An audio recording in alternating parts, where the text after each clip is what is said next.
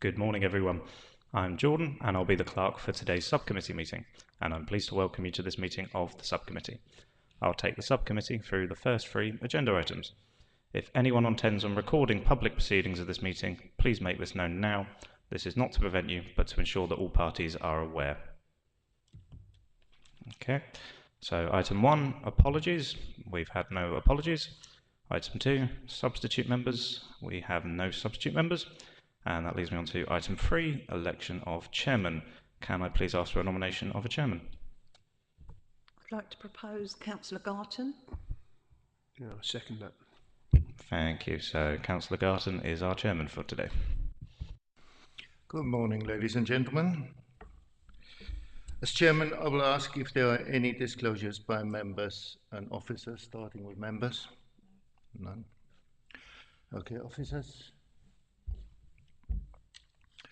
Have any members been lobbied?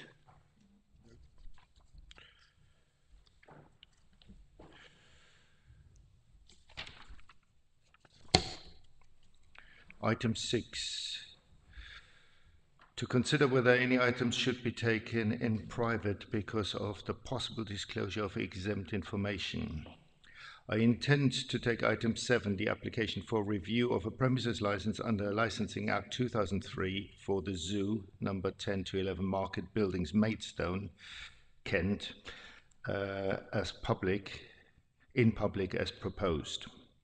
During the public discussion of the application, if any member of the panel wishes to refer specifically to the information contained within item 8, the exempt appendices to item 7, the subcommittee will enter into closed session due to the likely disclosures of exempt information. To consider the application, the subcommittee will hold its deliberations in private session with the legal advisor in attendance only. Is this agreed? Item 7, the application for review of a premises license under Licensing Act 2003 for the zoo, number 10 to 11 Market Buildings, Maidstone, Kent, ME141HP. I will now ask that all the persons participating in this morning's hearing identify themselves, starting with the members of the subcommittee. I am Councillor Garton. I am currently the member for North Downs Ward. And today I'm the chair of this committee. Member to the right. Councillor Denise Joy, representing High Street Ward. Councillor Ziggy Trubinski, representing Headcorn Ward.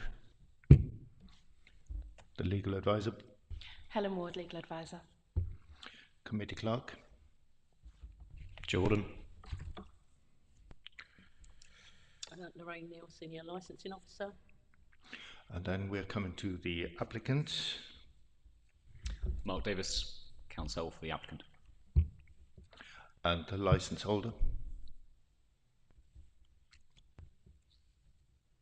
Struggling with the tech. Good morning, Chair. My name is Sarah Clover, and I'm the barrister for the licensee who sits here. Try to introduce yourself. Hello, my name is Chris Dyer. I'm the licensee. Thank you. Witnesses for the license holder. I've got here Gordon Newton.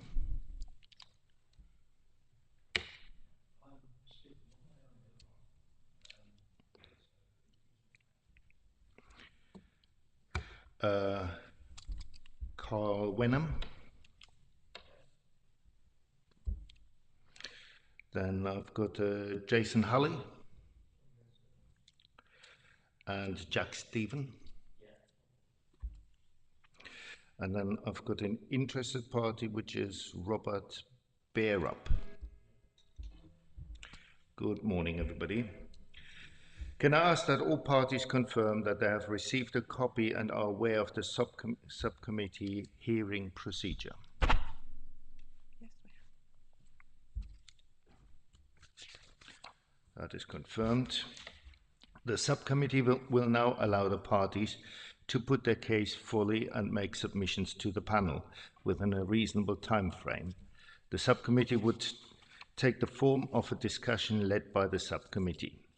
Any persons in attendance behaving in a disruptive manner may be directed to leave the meeting, including temporarily directed, after which such person may submit to the subcommittee in writing any information which that person would have been entitled to give orally had the person not been required to leave the meeting. If this is not possible, they may be allowed to speak at the chairman's invitation.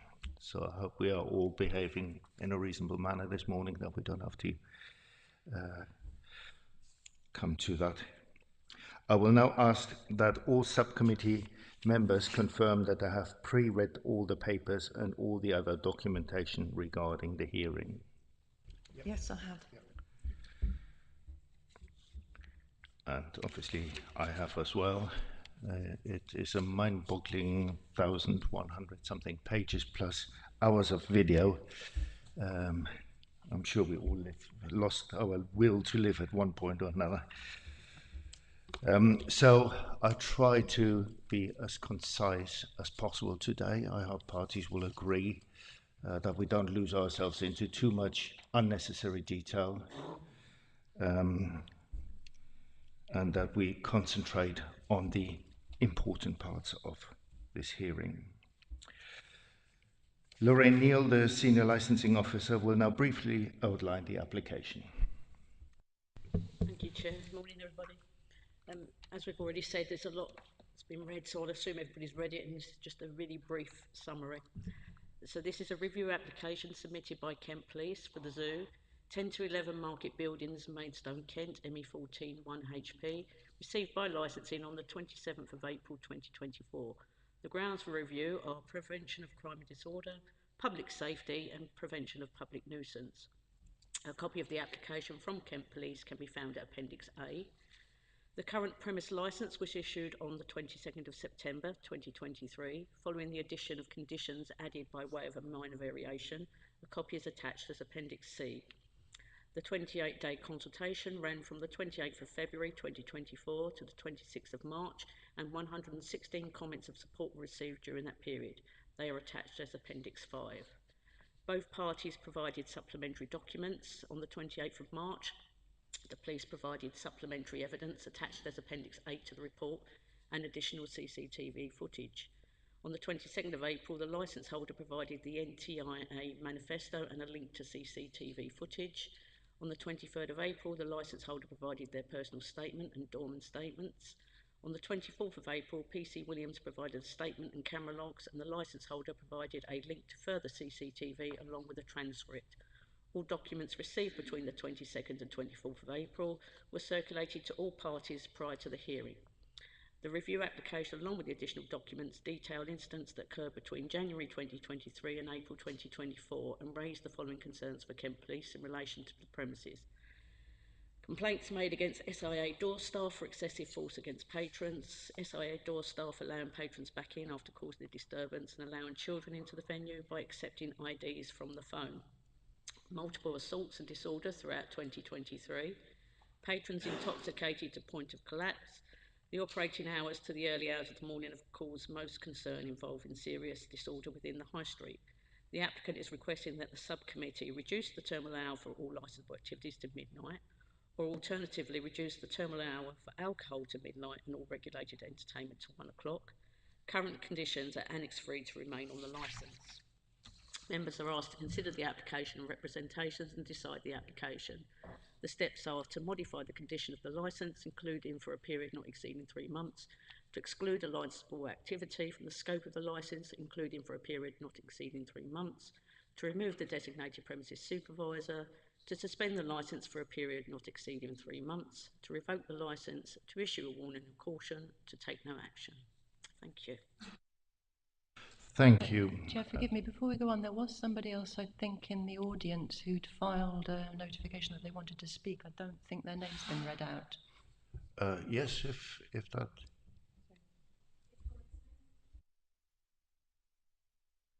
Could you please come to the front and introduce yourself?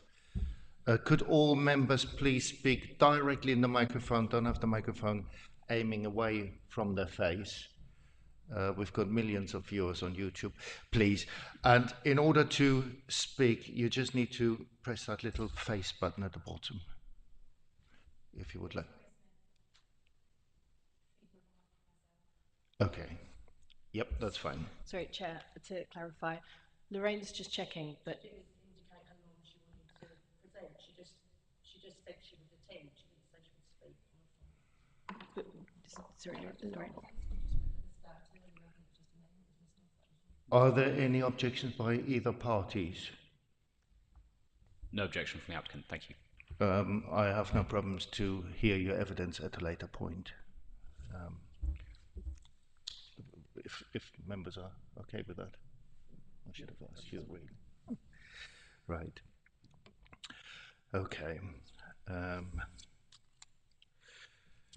Right. Quick question to members. Do we have any preliminary questions regarding understanding of what we've been reading? Just simple terminology or something to while you came across? I do actually have two questions which I would like to just quickly make sure that we all are on the same line here. The first issue is SIA versus marshals. And then at page 20 it says marshals were acting as SIA badge holders. Could somebody explain to me what is the difference there? Shall I do that? Or would Helen like to do it? Does that make sense? If Helen would. Thank you. Firstly, Chair, I'm sure that the police and the licence holder will have their opportunity to speak to you on this particular point. SIA means Security Industry Authority. For a person to act in a capacity as a doorman, they need to be registered or licensed, with the SIA. There will be some evidence that you will hear about marshals who I understand in this instance are not licensed by the SIA, and that is the difference between the two. The marshals don't have an SIA licence for the purposes of today. And if it says at page 20, marshals were acting as SIA badge holders? Chair, I think that would be a question for the police when the opportunity arises. Okay, I will keep that question on hold. And one question to Ms. Neal, possibly. We have conditions at pages 43 to 48. These are just standard licensing conditions. I didn't notice anything which is unusual and fairly specific to this particular license. That's usually what we attach to all sorts of licenses, is it not? Or is there anything specific to this license? Thank you. Chair, the conditions under Annex 3, which start on pages 45, 46, 47 and 48, they are specific to this premises. All other conditions before that are on all licenses, but those conditions only apply to Zubar. Okay. And Councillor Zabinski, you've got a question? Yeah, just arising out of that subject on the SIA and the marshal. I assume that there is some kind of training to be registered as SIA, and it's not just a matter of registering your name and that's it. Can someone confirm that? That will be a question for the parties. They do have to go through additional training, but the relevance of that today, I think it will be important to hear what everyone has to say. Okay, that's a glossary finished for now. One more. Later, please. Yes, we noted that. Everybody here in the room who was mentioned earlier introduce themselves and will be entitled to speak when your time comes. Where are we now?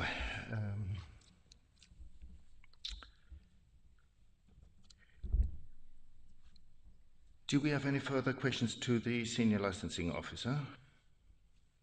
No. Okay, then I would pass over to the applicant, PC James Williams, who will now be invited to make their case. Thank you very much, Councillor. By way of brief introduction to the applicant's case, you have the review document that's within your papers. It starts at page 11. it is supported by a number of appendices, including CCTV clips that in due course I will invite PC Williams to take you through. The proposal that's been discussed and agreed with the licence holder is that whilst PC Williams takes you through those, he will describe by reference to the review document each instance, and then the licence holder will have their opportunity to say what they want about that particular clip, rather than having PC Williams take you through each individual one or outline each individual one and then have to go back to the start. There are a number of clips where matters are still under investigation, so it's proposed that those are dealt with in one go, so as not to have to keep filing people in and out of the room, which I hope will be of assistance. In terms of the applicant's case, in summary, so you have it, it is this. This is a licensed premises that is able to operate into the very small hours of the morning. Kent Police have concerns and have had concerns now for some time that the licensing objectives, predominantly crime and disorder, are not being met. Kent Police have taken steps to address this with the licence holder over the course of a considerable period of time, as represented by the considerable papers that you have, but those steps have not been sufficient to address the concerns that Kent Police have, and that is the reason for this review hearing having been brought. Thank you for indication as to early questions, but otherwise I think it best that I simply move over to PC Williams, who will present his report. Thank you. Good morning, Chair. Obviously, the first incident, I'd obviously like to review the CCTV footage which relates to Appendix 1, which was a GBH on the 1st of January 2023 at 03:14 hours. Right, is it all right to review the footage? It's Appendix 1.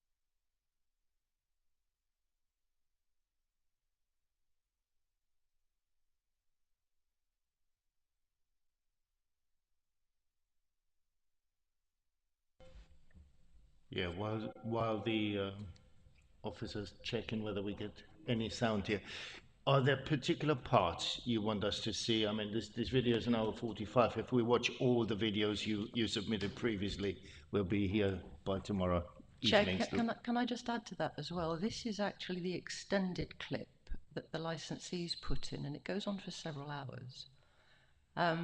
you did talk about the will to live earlier, and there is a serious danger of everybody losing it if we go through all of the clips again. If everyone's seen them, it might be an idea for the parties just to comment on the bits that they think are relevant, whether you even need to watch it again. It's very difficult to interpret it as you go. If the parties just want to say, in relation to incident 1, that's what happened. No, it's not. That's what happened. And then if you need to see something from the CCTV to figure that out, then we can look at it then. It's just a suggestion. Yes, indeed.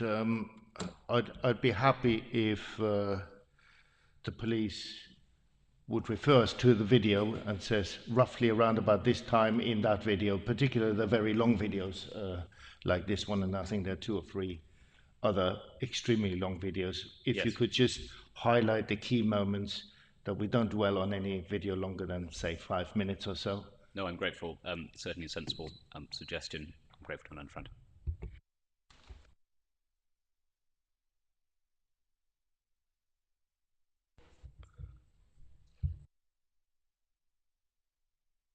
Okay, so sorry, in relation to Appendix 1, it related to a GBH where a member of staff has punched a patron to the ground and left him unconscious, and then he was treated medically later on, and the footage there obviously showed the police afterwards. That's what the incident related to.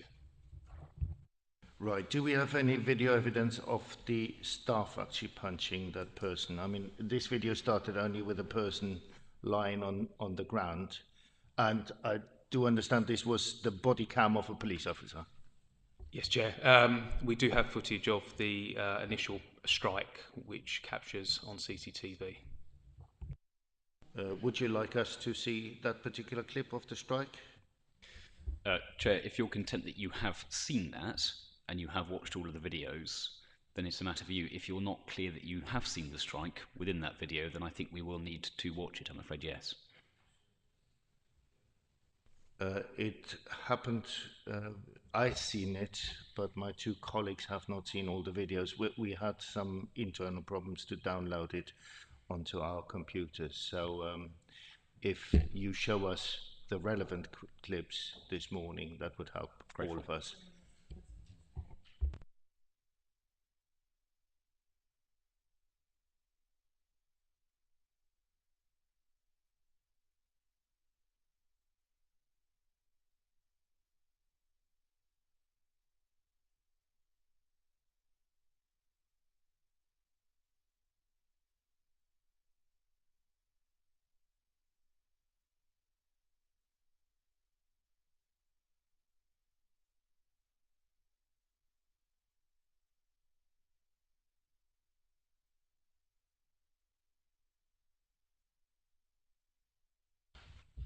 Yeah, so the Appendix 1 obviously shows the removal of a couple of customers. There's some sort of disturbance going on between a male and a female.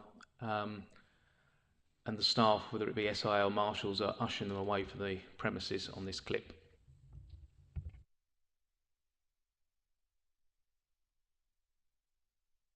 The patron that is attacked pushes I believe it's an SIA holder, and as he walks off, he is then struck by, I believe, a marshal or an SIA acting in that capacity on the next clip.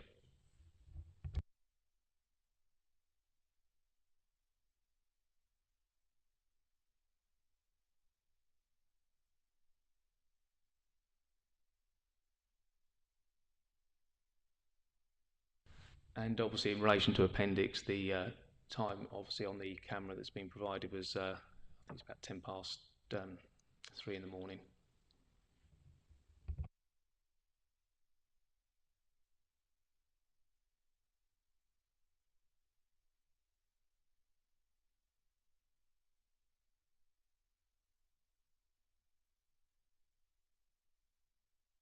Yeah, so as there it shows that the strike goes in and then the marshal is ushered away quickly back into the venue. Okay, well, could you now, I was told to ask this question earlier about marshals, marshals acting as SSIA badge holders. Could you elaborate? So in relation to the SIA holder, they have to go through training to meet certain criteria where they can use certain powers, especially under common law and use of force, whereas a marshal is purely there to direct people to seats in a capacity. They're not there to act, physically get involved and take the place of an SIA. There are exceptional circumstances under common law that they can use powers, but they should not be superseding a badge holder. So if a badge holder is present, they walk off and the marshal gets involved, then technically it's looked at that they're acting in an SIA capacity and not as a marshal.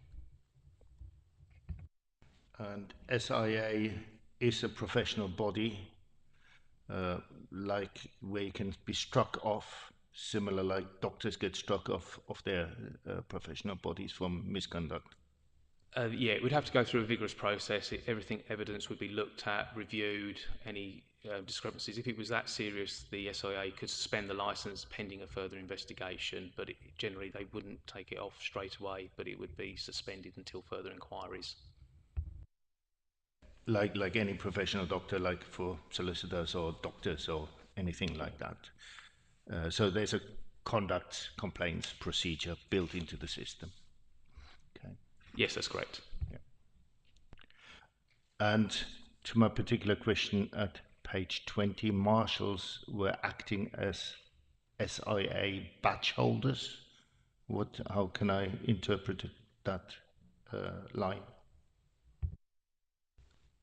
Obviously, in relation to some of the footage, the marshals are present and have supported the SIA door staff. Some have acted a little bit more in their capacity, but majority of the time it has been the SIA holders that have been involved. And we've had to obviously mention the differentiation between using marshals purely and SIA, and that's what was mentioned in that report. Maybe a question to Ms. Neal, just to refresh our memory. What does the license say about the usage of SIA approved staff and about marshals? It should be set out in the conditions in the licence, which is appendix. Yeah.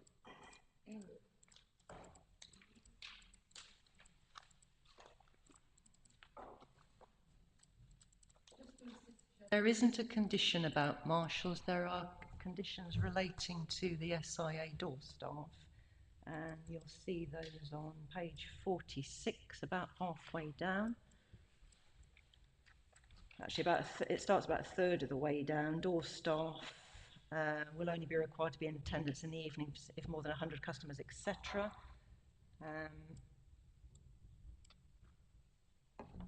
And then the conditions following. Sorry, Chair, there is an additional condition. It's on page 48. It's the last one in Annex 3. The venue will only use SIA registered supervisors. No marshals will be used at the venue. However, this condition was not put on when that incident took place. This condition was put on in September 2023, which was after that incident, sorry.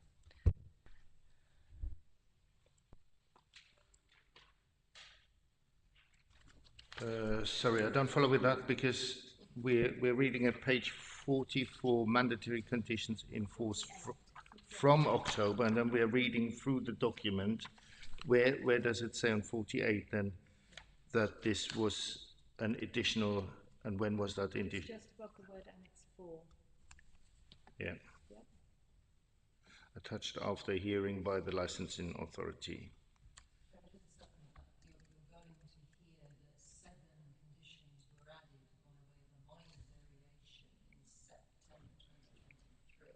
Your microphone, please. It's not on.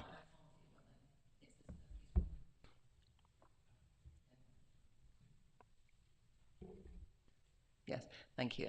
So 7 conditions added by way of minor variation at the request of the police in September 2023. That was one of them. You've got a summary of them, I think, in the officer's report, but certainly we'll take you through what those 7 were. And that was by way of agreement with the police, and that was one of them. And that was a condition agreed between the police and the license holder. It didn't come to a committee. subcommittee. A variation is an application that goes to the council. It's not controversial. It would go through on the nod, as it were. It was an agreement with the police that these conditions would be added in September because of some of the concerns that the police were raising. And the licence you've got in your pack is the most up-to-date licence, and that's why it shows those extra 7 conditions. Thank you. Chair, can I make a suggestion, please? I think a lot of the questions you've got will be answered by submissions the parties are going to make. So before we go through the incidents, it might be helpful to have the submissions first so that you understand, and that may deal with a lot of questions rather than coming across piecemeal, subject to any comments from the parties. Okay. As long as it's a tweedledum, because then you can hear everything there is to hear about each incident as we go, batting backwards and forwards. Otherwise, we're going to go right the way through 31 incidents and then right back to the beginning and right the way through them again, and that might be confusing. Councillor Tupinsky, you had a question. Just quickly, as a result of that, were any prosecutions made? Yes, in relation to that, that's been included in the appendixes. He was convicted at court.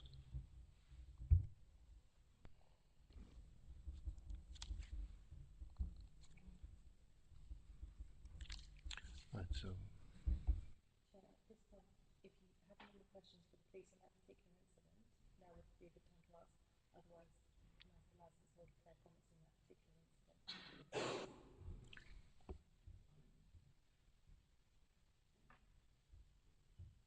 right, yeah, I pass it over to the licence holder to put questions regarding this incident. Thank you. This is important, this to and fro, because when a review like this comes in, you get the 25 or 31 or whatever it is summaries of the allegations. I'm afraid I'm responsible for most of the paperwork in here, most of these appendices. These are police logs, and I always ask for them, because what the police would be content to do, with great respect to them, is just to summarise and put those 3 or 4 lines in the review application and leave it at that. And for every one of those incidents, there are 2, 3, 4, 5, 7, 12 police logs. If you go through them carefully, this is the yellow paperwork, demonstrates exactly what happened for each of these incidents, and that's my job, to go through those to make sure that the assertions and allegations against the premises are accurate. So, for example, when PC Williams introduced incident number 1, appendix number 1 to you as a GBH, a grievous bodily harm assault, for which the perpetrator went to court, what you find when you read the log is it wasn't a GBH. It was originally alleged to be a GBH, and then as you go through the logs, you find it was actually resolved as actual bodily harm, ABH, which is a much less serious offence, and it resolved in a 24-month community order. And now that context is important, and regrettably, we're going to have to do that for each one of these incidents, because the way it's presented to you is very often taken from the top line of these allegations, the way it was first reported or dialed in as a 999 call or a radio call or what have you. And it's important to be accurate, because if premises are being accused of multiple serious assaults and injuries and so forth, you actually need to know whether that's accurate or not. And that's the case for this one. It was a marshal who was responsible for this, not an SIA. 2 marshals were arrested. 1 SIA door staff was arrested. 1 SIA called Aid and 1 marshal called Tayyip were released the next day without charge. 1 marshal called Danny was released on bail pending investigation, and he was the one who ultimately got the community order. Aid and Danny were removed from the premises immediately. That was the end of their tenure at these premises. The allegation talks about the man who went to the floor, and he appears to be unconscious. In fact, the logs show he was a man susceptible to seizures. So it wasn't necessarily that he was punched unconscious. He was a man who suffered from seizures. He was talking in the ambulance. The log shows that he was talking in the ambulance, so he had come round in that space of time. There's mention in the log about staff, and I think this is in the review application, there's mention about staff obstructing the police. They did not. It was in actual fact the staff who identified Danny and brought Danny, the perpetrator, to the police. So it's very important to look at these things. There's, if I may, there's one key line in the police review that's very important when we're looking at all of these allegations. It says this is actually in the review application itself. It is understood that venues within the nighttime economy will have incidents. This is PC Williams' words. But it is how such incidents are dealt with that reduces the risk. And that's what we're looking at for each one of these. I don't know if there was anything else to add to that particular one. Yes, if I may. Obviously, there was a marshal there in the footage, which is obviously in January 2023. I received a email from Mr. Williams, PC Williams, on the 7th of June 2023, so 6 months later, stating that he had to contact SIA himself for clarity regarding the use of marshals, and his words were, my knowledge of the matter was not great. And then we had a discussion about this, and then basically it was agreed what the situation was. We had a visit from SIA. They said marshals can be used, but it's a very, very grey area, very limited area, so there was a greater understanding at that point. Obviously it's unacceptable for a marshal to punch anybody, and that's why he was dismissed and prosecuted. Indeed. Now, I'm grateful that you pointed out these things, and I think that's the only way we ought to refer to the yellow papers if there's anything you can dissect from it. As I said before, reading it on its own, it's quite a lot of mind-boggling, detailed information, and if I present Councillor Zabinski with a diagram of a fire alarm system, I suppose he would feel exactly about that as I feel about this very internal information of the police. A question to our legal advisor: isn't it that you need to take to? Isn't the legal situation and the legal precedent that if you attack somebody, you've got to take the victim as he or she is, meaning if somebody is susceptible to seizures, it is not a defense to the crime of the ABH or GBH or whatever, the bodily harm. Thank you, Chair. You're referring to eggshell skull principle. This will have all been dealt with in the prosecution of the person involved who threw the punch, the marshal. What you should, or I would suggest you focus your attention here, and perhaps a question for the police, is what they would have expected the premises to do in this situation, rather than focus on the prosecution that was successful ultimately. With your permission, Chair, that was going to be my question to the police. What should the premises have done here in your view?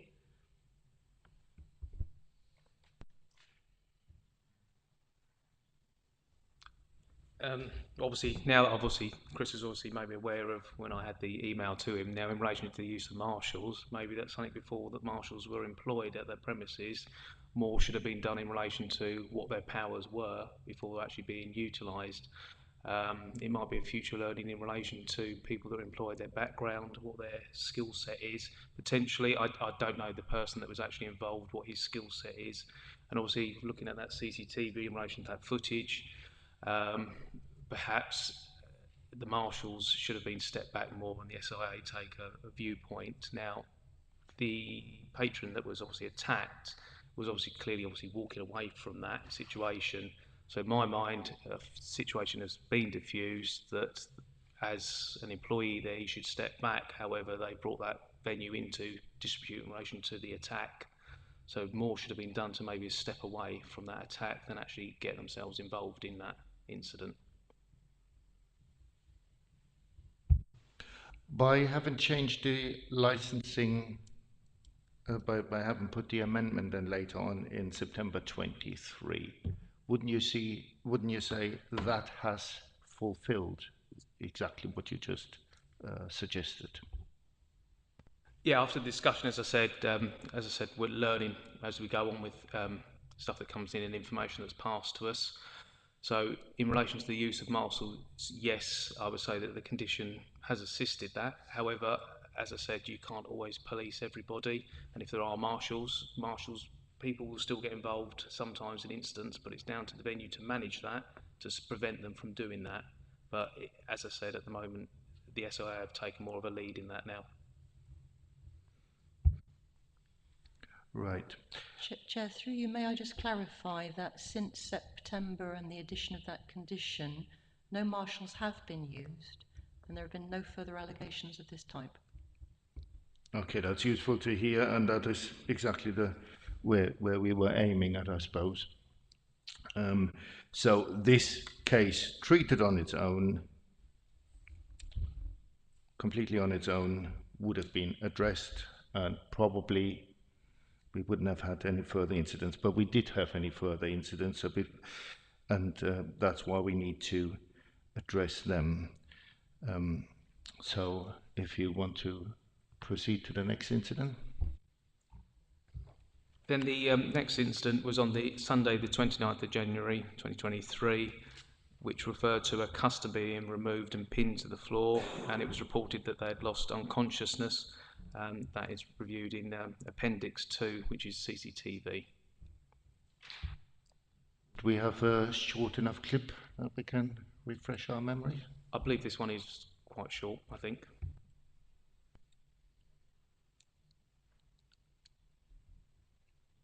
So this obviously shows the removal of the patron, and then I think the clip then changes to a different angle.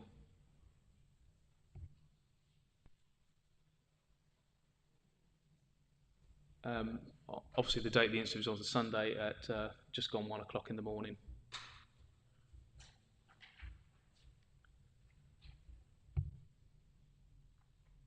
The CCTV also shows a number of door staff, and I believe at the time, prophecy prior to us introducing the marshal condition, a few marshals there to assist in relation to sometimes the control of members of the public that sometimes want to get involved.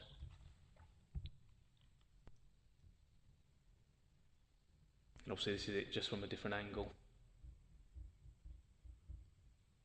As you can see, there's a couple of SIA and some marshals that get involved in that and obviously do remove some people.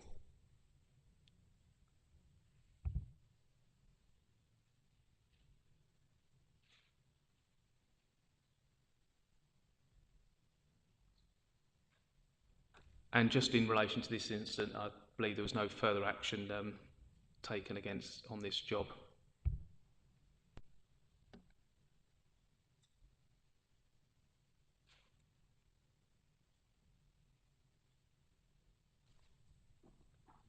We just saw some paramedics walking up there. Is that related to this incident?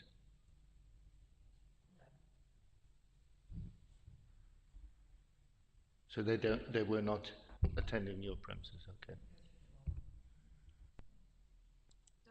May I ask a question? Does that mean when you say paramedics, there's the Urban Blue bus that they intervene and just check things before paramedics are called? Would it have been them? It could have been Urban Blue just going to another job, potentially. At that time frame, Saturday morning, potentially going to another incident. Sorry, to clarify, there was a statement put in from the licence holder. One of their doormen says that that is the Urban Blue medics walking past.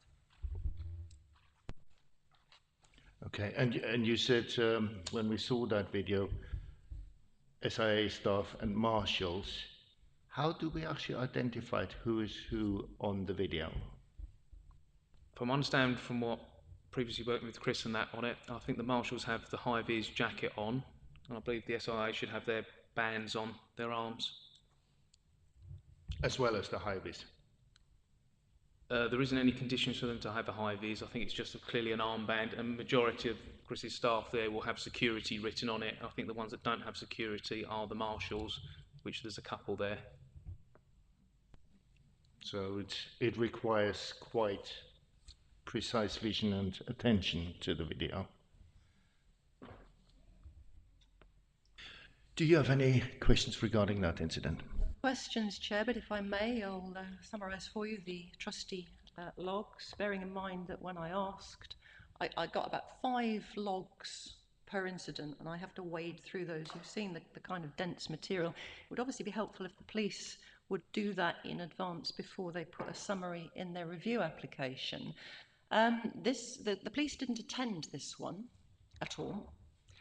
They received a report from the customer. So the customer rang the police and alleged that they'd been treated badly, which very often happens with customers, particularly if they've been ejected, they feel hurt and humiliated and they want to cause trouble with the police. So they rang the police and they said they had been pinned to the floor by door staff, and I quote, they believed that they had lost consciousness during the incident. So the police contacted the venue in due course and got the CCTV to watch, and that was the police involvement to watch the CCTV later, so the police could see what we could see. In fact, Zoo has submitted a clearer clip of the same CCTV that actually shows the man's legs moving. He never lost consciousness at any point. There's a statement in the pack from the SIA doorman who dealt with the matter, called Richard Smith. He's provided you with a statement of what he did and what happened. He was ejecting the man for poor behaviour within the premises. He slipped, they fell to the floor, and while they were on the floor, the SIA doorman was saying, now, if we stand up, if I let you up, are you going to behave yourself and walk out properly? Are you going to behave yourself and not struggle? So there was no loss of consciousness, nothing untoward that the door staff did. The allegation was made by the member of the public, the customer, was that he had been pinned up against a wall. There were no injuries. He didn't want to support a prosecution. PC Williams was made aware. This is all in the log, I'm summarising. The victim then changed the allegation to someone he was with was pinned on the floor until they passed out. Page 6 of the relevant log says this: the officer in the case has completed all relevant lines of inquiry, unable to identify if suspect assaulted or just ejected by the club, unable to identify CCTV covering the incident or any independent witnesses. There is no evidence for this allegation. And later on, there is no evidence for an evidence-based prosecution. Appendix 2C, when we spoke to the victim, he was very evasive. He wouldn't explain further. He disengaged with the police. He said he didn't want anything done. He didn't want support. He didn't want to provide a statement. He said he didn't like the police at all, and he didn't trust the police. And that's in the log. Well, this is all very interesting, but it doesn't really, it's not really relevant to this case, because all we've seen is a social disturbance outside the nightclub. It has been dealt with. How the victim feels or whatever, I don't think is particularly helpful to this hearing. So, but I take it. Councillor Czapinski, Chairman, just you to had a respond question. to that, the only relevance of it is that the police report of what happened is based on the victim's word. So it is important to know whether the victim is a reliable witness or not. Yes, but we've seen that what happened on the video, there was a disturbance, and I think that is the important thing for us to see whether or not there was a disturbance and how it was dealt with. I'm grateful that you enlighten us about the details about the report, but if we would be more specific to the licensing criteria here, rather than going through every case in absolute minute detail, it may help us to proceed a little bit. If there's something where you totally disagree that the police is telling untruths here, I'm grateful for you to correct that. Councillor Czubinski. Yeah, this is probably a question for Mr. Dyer, actually. It's probably going to be quite difficult to answer, but you use the phrase poor behaviour. What point does poor behaviour kick in in comparison to normal behaviour? I mean, is it when someone's completely plastered, or do they actually have to start causing trouble, or how do you define that? Is that in relation to this particular case or just in general? Probably both. Oh, thank you. It's very hard to say because there's no one fits all. You know, every single thing that goes on is unique in its own right, which gives us a very difficult sort of thing to deal with. Is that sort of preempting things is tricky at times, but obviously there are warning signs, and the point is to try and nip these things in the bud before they escalate. But of course, trying to predict is difficult. But in this particular case, I'm not entirely sure why he was removed. It could just be that it could be something simple, arguing with bar staff over something, or having a heated conversation. But for this one in particular, I haven't got a clue. Yeah.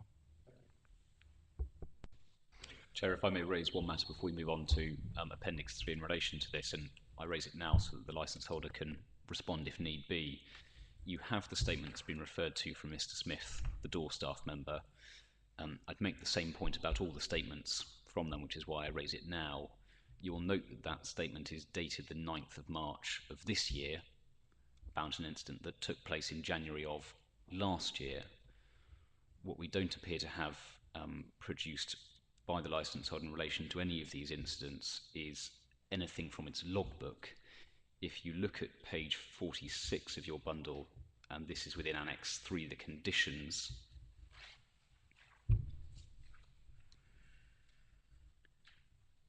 you'll see just below the one we looked at earlier about name badges on a reflective armband, we have a logbook will be kept detailing all incidents that occur at premises.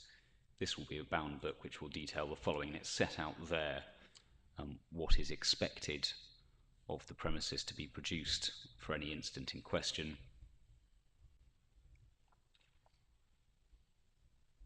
I simply raise that no extracts from that logbook have been produced, so you're left, as it were, with what is in your yellow pages and the statements from door staff that are coming some time after the event. I raise that point now, as it applies to all. Thank you for pointing that out. A very, very interesting point, if I may. First question to Ms. O'Neill. Are we in possession of that logbook or copies of that logbook? No, Chair. And then the question to the applicant, wouldn't that help your case to provide the logbook? Chairman, we're not the applicant, we're the respondent. I apologise. The logbook would be about 10 times this. If you want all of it, we'll get it. It's at the premises. It's always available because all the responsible authorities have access to it at any time. If you want it, and any particular log from it, we'll go over the road and get it. It is what the door staff would have used to compile their statement.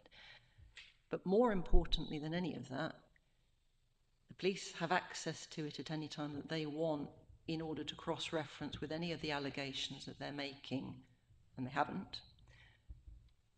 But there's a weekly feedback report that is provided by the premises to the police about anything that's happened, and that's ongoing, that's happening even now, and we'll say more about that in due course.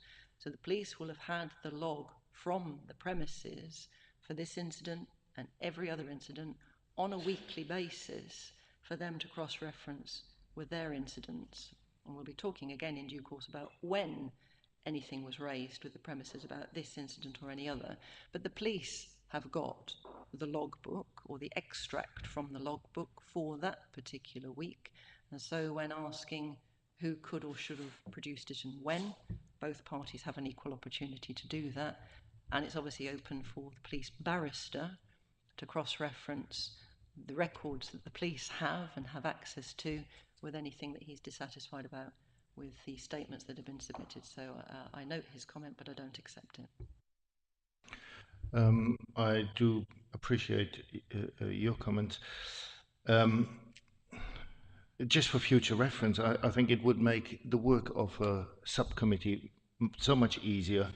Not only do we have this Bible of evidence from the police, but if the respondent would have provided the logbook, only the pages relevant to what the police is alleging, plus the weekly report only relevant to the incidents in questions, I think that would really speed up future sub-licensing committee procedures. But we've got what we've got at this meeting, and so therefore we've got to confine ourselves to the evidence being provided at this point. If there aren't any further questions, can we go? No, thank you. There is one more question. Thank you, Chair. The next incident relates to Sunday, the 26th of February. So, sorry, we're talking now the next incident. That's exactly where I wanted to go to, and then you sort of shook your head. So we are on the third incident now. Okay. Thank you. The next incident relates to Sunday, the 26th of February, around 3:31, in relation to a group of females fighting that were broken up by door staff. And I understand there was an incident later on that they involved outside another venue, and that refers to Appendix 3 of the CCTV.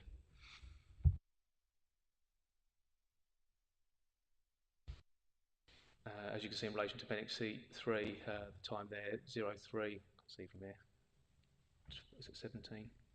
In relation to girls fighting and staff separating. As you can see there, it's a bit of a mixture of staff, and obviously prior to this, I'm not going to keep going on about SIA and marshals. And then later on, I think that some of the girls were involved in an incident later on. I think there's further footage that just shows it from a different angle.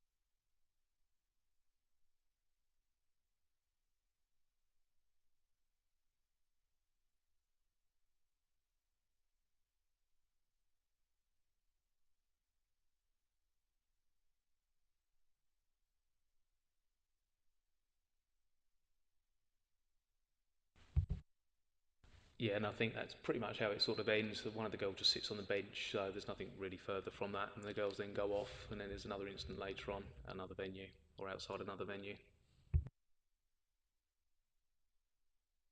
Have there been any prosecutions brought in this case?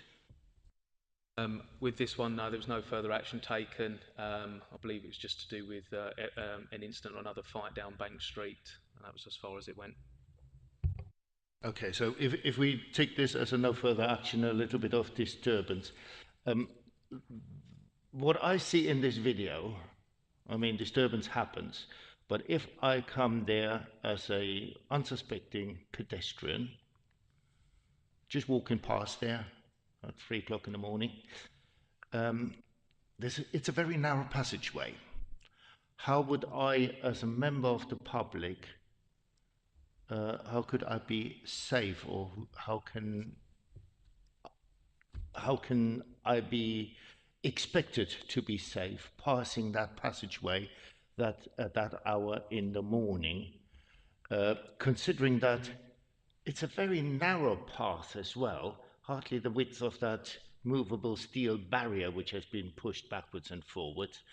And the other thing which comes to my mind, even if there is a gafuff in that narrow passageway, the danger of head injuries for people hitting either the banister or the walls there.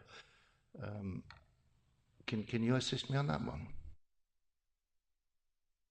Obviously, in relation to the premises licence, there is obviously the boundary where it allows the premises to operate. There's been a few things since the business, Ryan, you probably help me on the business, just whatever the legislation is in relation to the furniture licence and stuff like that.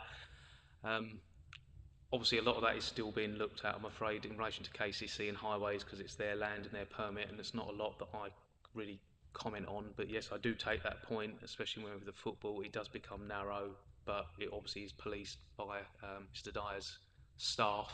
But yes, there are complaints about that, but unfortunately, there's nothing that I've really got myself involved in, I'm afraid, in relation to pavement licences. I may want to come back to that and also question the respondent in a moment. Councillor Zabinski, you wanted. Yeah, can we just confirm that the police did not attend that particular event? In relation to that, we didn't attend the zoo bar. There was another instance, as I said, it progressed further on. The females were then involved. Another incident which goes into about a knife or some sharp object being mentioned, but that was in another area, so it was Bank Street. So the initial incident with the females fighting started there, and then something further happened where police were involved later on.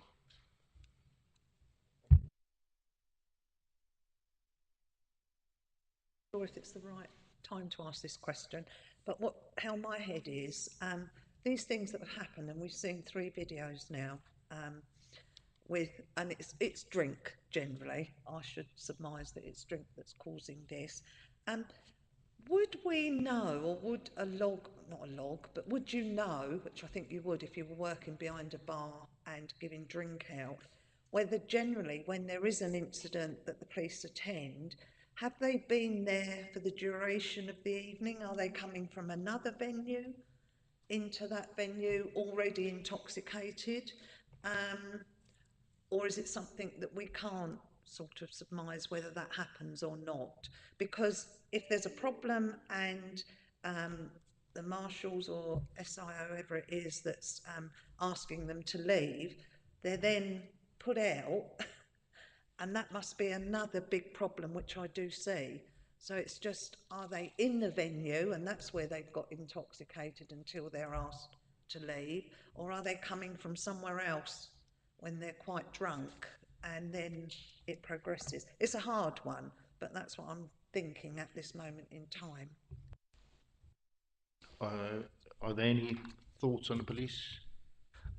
It happens everywhere, whether they'd already drunk in a venue, they've come to another venue and snuck in, someone hasn't assessed them properly. So each venue has their own assessments of that, but I'd like to think most of them would go, you definitely aren't coming in. But at the end of the day, sometimes I've got to put it out there, money talks. It's probably a question suitable for the respondent. Is it your business which causes these people to get so terribly drunk, or are they already attending your business being intoxicated prior?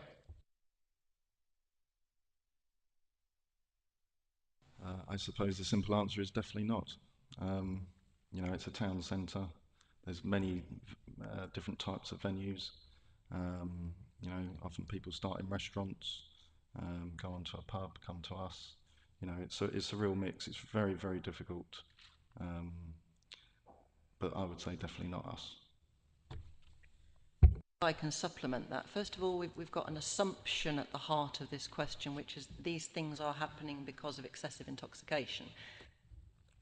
That's why I get these. Because the police will record that, and they're taking people in once people have been arrested or dealt with or processed or in an ambulance or what have you, and they will record whether there is intoxication involved or not, and sometimes there is, and sometimes there isn't. So firstly, it's not a safe assumption that every single time one of these incidents happens, it's as a result of excessive intoxication. Secondly, it's definitely not a safe assumption that if there is intoxication to any degree, it's occurred in the premises. Many of these, the perpetrators or the people involved never went inside Zoo at all. And you're going to hear, because the officer has submitted a further 11 logs that last week in response, I'm sure, to the respondent's case. 11 logs of people being refused entry. They never got in, and that still goes down as a log against the venue.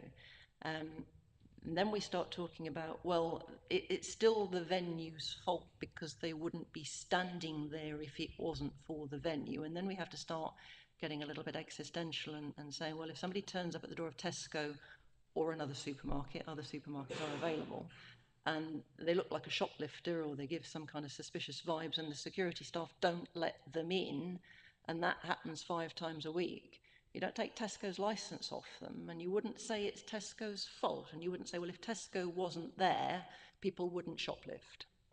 So we have to be very careful to say if Zoo wasn't there, people wouldn't behave in this way. The third point is that there are 2 licenses in this case. There's one premises license which is under review, which covers the building and the area outside. There's a second premises license that just covers the outside. So when we're talking about pavement licenses and Business Act and all the rest of it, that's irrelevant in this case, because Zoo has got a premises license for the outdoor area granted by this licensing authority for events. And it holds events, and it continues to hold events. And it held an event for 4 days over the Easter bank holiday to which 3,000 people attended. And the police are not suggesting that there should be a review of that licence outdoors. And the fourth point is that the police are not suggesting that the remedy here is to close Zoo to stop people turning up. The police are suggesting that the hours should be cut. And they were suggesting in September of last year that the hours should be cut till 3 o'clock in the morning. That's come way back till midnight, and we would need to discuss why midnight as opposed to 3 as opposed to anything else, because when you look at these logs, or what happens anywhere in the town, the variability of what happens at what hour, given the fact that it's not always alcohol related, means that there is no correlation particularly with an hour of the night, the day, the morning. So the safety of people passing through the passageway, again bearing in mind the other licensed premises that are there, the Wetherspoons, Muggleton Inn, the Ashes and so forth, people are passing through that alleyway for all sorts of reasons. PC Williams says this happens everywhere, people misbehaving happens everywhere. That's true to a degree. It is a correlation with the nighttime economy, but they don't sneak into Zoo. And in actual fact, if you look at these logs and you identify the numbers of occasions where something's happened inside the premises, it's vanishingly small. The totality of these incidents works out, even at their height, even accepting all the incidents that the police have put forward, it works out at around about 2 a month. And then if we go through them and we reduce any of them for any reason, it goes lower than that. And that's in the context of 70,000 people going through the door of these premises every year. So that's the answer to the general issues. In relation to this specific incident, Appendix 3, the 26th of February, the allegation that came through to the police was from the alleged victim. She says, a female has tried to stab me on my eyebrow. That's not correct. The log shows that there was a melee between these females. Not clear that they had any entry or any previous connection with the Zoo. It was what's colloquially called a cat fight, hair pulling, that kind of thing. It was logged as a common assault, and it was filed, which means it wasn't proceeded with because the victim refused to support any further action, and that's what happened. and I don't know that there's anything else to say. There is a witness statement about this one. The same SIA doorman, Mr. Richard Smith, has provided a statement about this case. Indeed, I mean, the police already said there was no further action taken. One of the licensing objectives is obviously to avoid public disorder. And you said entrances are routinely refused. But what we are seeing now on the last 3 videos, and there are more videos to come, is, and you already pointed that out, there's no disturbance inside the club, but it always happens in this rather narrow alleyway. So my question therefore is, what can the licensee do to avoid the public disturbance happening in a public place as an unintended consequence of your business? The first thing in response to that is to look at how often it happens as a relative number to the numbers of people who are out in the nighttime economy and not causing a problem typically. And as I've said, averaging these incidents out on the review application, you're looking at about twice a month for the numbers of times that it happens. Secondly, if Zoo were to close or to have its hours curtailed, you would then deprive the nighttime economy of their SIA staff in that location, policing that alleyway on behalf of Zoo and anyone else who passes through. Because if people come through that alleyway from the Wetherspoons or anywhere else going in either direction, and they choose to misbehave at that point, Zoo staff will engage whether they've been inside or not. So they are supplementing, if you like, the police presence in Maidstone, because the police, their shift ends at 3. This, I will be saying in due course, is about police resources, and this idea that if you close the nighttime economy, if you close it early, you're preserving and saving police resources. Typically, the licensee will tell you the police presence is not felt in Maidstone after about midnight. If you then don't have the SIA door staff presence, the disinhibiting presence of SIA door staff either, then people coming from any of the premises feel at more liberty to behave in the way that they would like to. It's a challenging job, there's no doubt, but better to have them than not to. Aren't you trying to engage in a chicken and egg argument? If the nightclub wouldn't be there, we wouldn't have security staff to monitor the alleyway, but because the nightclub is there, we've got public disturbances in that alleyway resulting out of the activities of the nightclub. You will understand it's not the only nighttime venue in that alleyway. That's the first point, and the logical conclusion of that argument is to close your nighttime economy. And that is why I put in the NTIA manifesto, because that is becoming more of a rallying call in certain quarters to close the nighttime economy, because then nothing bad will ever happen. And if that is the approach, if that's the attitude, then so be it. But that takes me back to my Tesco example. If you want to stop shoplifting, close the supermarkets. Well, I can assure you that this subcommittee has no intention, and there's no political agenda behind it, for us to close the nighttime economy. I think the nighttime economy is very important for business in Maidstone. So we're just dealing with this particular case on the social disturbances coming from this particular business, and whether something can be done about it, or whether you are actually responsible, or your client is actually responsible for it. Councillor Zabinski, you've been indicating for a long time. Just a very quick one, probably. Being a bit of more of an expert, I think, on intoxication than Councillor Joy, maybe. I would also point out, people coming from different venues, it's really difficult to tell how much they've had to drink. I've seen people fall over after 2 or 3 pints, and other people can drink 16 pints and still be standing. And their behaviour also differs from all kinds of things. So it is. I understand it is very difficult to work out who's had too much and who hasn't. If you don't mind, may I just supplement that by saying there are 2 examples out of all of these logs. There are 2 examples that are said to substantiate the allegation in the review pack, in the review application, that people are being served to the point of excessive intoxication, to the point where they pass out. You'll see that as one of the allegations, one of the summary concerns of the police in this review application.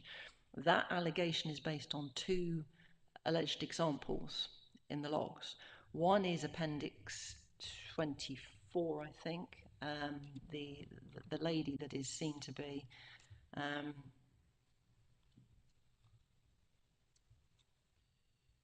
vulnerable, wandering around. The zoo has tracked the movements of that woman inside the venue. They can actually see when she came in, when she went to the bar, when she took a drink to her friend. She was served 2 vodka and Coke, I think it was. Mr. Dyer will elaborate. She took 1 back to a booth for her friend, 1 for herself. She had some sips from it. She didn't finish it before she left, and was then seen in whatever state she was seen in outside. So whatever alcohol she'd consumed and whatever she was consuming it with, and sometimes people consume with medication or things that they shouldn't be mixing it with, and that's the outcome. The second one was, again, I think... Sorry, just refresh my memory. That was the case where the lady was lying in the high street in between 2 motor vehicles, is that correct? That's correct. Yeah. And then the other one, I think, was also one of the last appendices, Lady in Orange, who was appeared very, very drunk. That the venue recalls as well. She had been consuming her alcohol with medication. And so again, we have to be really careful that this allegation is made that people are being served alcohol to the point of passing out or intoxication. If there are 2 allegations at their height against Zoo, that's one thing. When they're not accurate either, that's a good track record, not a bad track record of excessive intoxication. So I just make that point at this stage as well. Yeah, I'm grateful for that.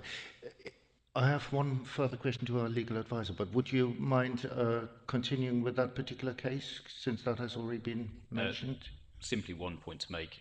Sorry, first a question to the legal advisor, and then we come to the case at Appendix 24, I think it was. The respondent just explained to us about 2 different licenses. Can you explain to the committee what these 2 licenses entail? Yes, thank you, Chair. So, as Ms. Clover has explained, there are 2 premises licenses in place for Zoo. One is the permanent, the day-to-day license, which is the one that's subject to the review. The other one relates purely to events that they hold using the external area. It's not subject to review, and is, as Ms. Clover says, it's not relevant for the decision today. And the day-to-day license, as shown on, refers to the whole diagram at page 49, so including the inside and the outside. Yes, that's right. The plan, which is on page 49, shows the whole of the licensed area for this premises license. It does include part of the external area. To be absolutely clear, you can have more than 1 license covering 1 area. So this license covers both the inside and that external area, and the other license, which I haven't seen, will, I presume, cover inside and outside to a greater extent. So when they're operating as events, they may use one or both of the licenses, but it's not relevant for the purposes of your decision today. So if, and that's it's not a special events license in the legal term, but it is a license being used for special events, the other license. It's a license that they use when they have street events, yeah. Yeah, it's not, the special events is not a particular terminology of the Licensing Act. It will be called a premises license in the same way as this is called a premises license. And how could we differentiate in a case of such special event which license the applicant actually uses at that point. Well, there's no suggestion that they're using the licenses incorrectly or in any way that contravenes the licensing objectives. The police have only brought the review against this licence, and from that you can be quite comfortable that they have no concerns about the operation of the events. Thank you. That is helpful, I think, for everybody in the room that we clarified that. If we can come back to the incident at Appendix 24. Appendix 24, sorry. The one with the lady lying in the high street. I think that was the case. I'll let PC Williams get to that in due course, if I may. If we deal with them in order, it may be... Yeah, I was just thinking, because we already mentioned that particular case, that we take it forward, bring it forward, since we... It might be helpful to go in order if you're prepared to see Okay. If... Yeah. Thank you. If I may then invite PC Williams to continue. So we are coming now to the fourth case? Yeah. In relation to the next sort of interaction with Mr. Dyer was on Tuesday, 28th of February. There was a report made to Kent Police by a victim. Mr. Dyer was requested from CCTV footage from the investigating officer. As I said, I'm not presenting any CCTV in relation to that, and that related to a patron being attacked by another person within the club. Then it refers to another incident on the Sunday, the 12th of March, around 1:45 in the morning, in relation to officers that were on patrol within market buildings. I have a CCTV clip on that, which refers to Appendix 4.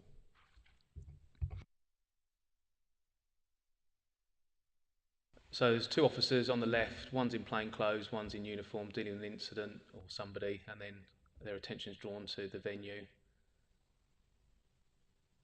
As you can see by the time there, it's just 1:45. It relates to a number of patrons that get ejected from the premises, and then an incident ensues, and you've got a mixture there, I believe, of door staff from another venue, marshals, and other members of the public. This incident, I believe the persons involved were obviously taken away, but I think no further action, and I believe it was recorded as a public order offence, and no further action was actually taken that evening. As you can quite clearly see, there's a number of persons, members of the public and door staff involved, and there's also a promoter who likes to get involved as well, present.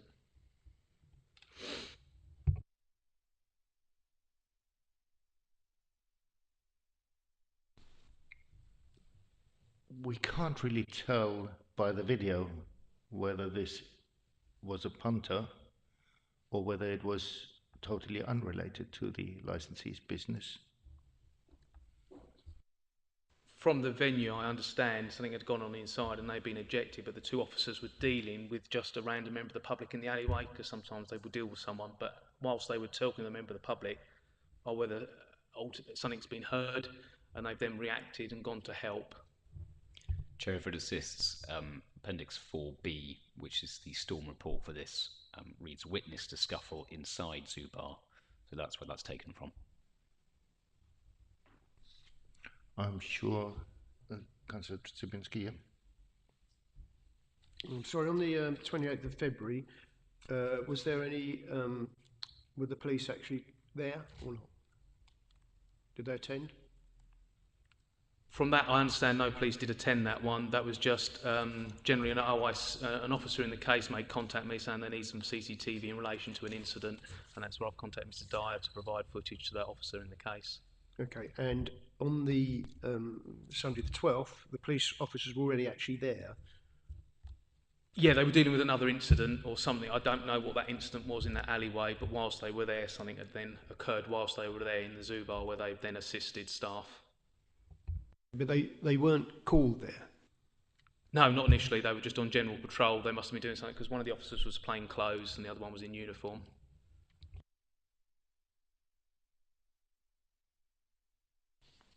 Could the respondent enlighten us to that particular incident and whether or not something happened inside prior to? Yeah, 28th of February, the first one, we haven't been provided with a log for that. I did ask for the logs for all of them, but we haven't had a log for that, so we can't help. We don't know anything about that one. Not zoo so far as we know. 12th of March, it is Appendix 4B, and it states the SIA were ejecting a male and 3 other males got involved. Police officers were already in attendance. It says 2 PCs took one of the males to the floor. Parva, that's the spray, was used, and cuffs. Pockets of disorder broke out. No victims identified. There was a female who was drunk and disorderly. The officer warned her, and she alleged that he, the police officer, had assaulted her.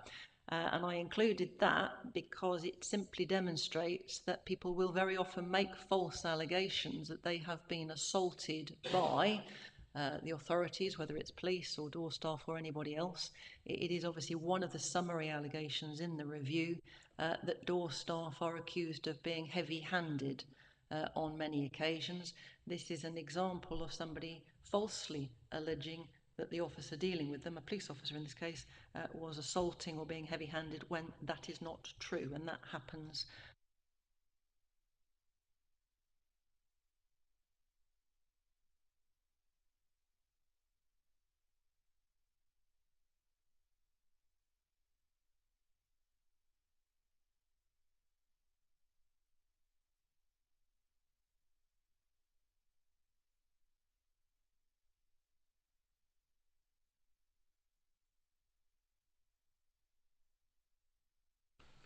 So ejected, because earlier on you said rejected. No, they were ejected.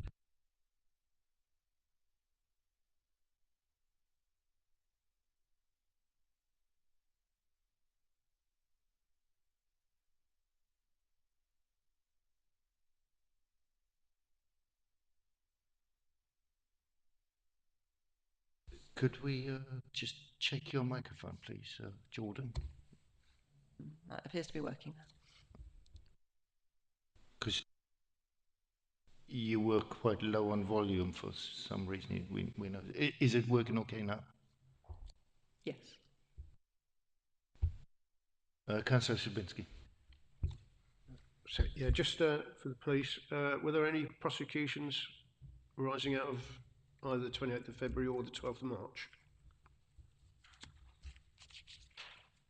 In relation to 28th, as far as I'm aware, I'm not aware of any prosecutions ensuing from that. And in relation to the other event, I believe the persons involved were just later on taken out of town and released, but a crime report was generated, I believe. Okay, thank you. Crime report was created and it was filed, which means no further action. And it was filed as 2 suspects ejected from a pub for using offensive language.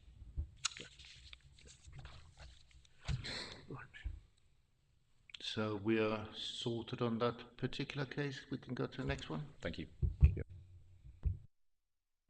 And then on Tuesday, the 14th of March, the venue was issued a breach of warning letter for failing to attend a nighttime economy meeting, just as per the condition of the premises licence, which is Appendix 5.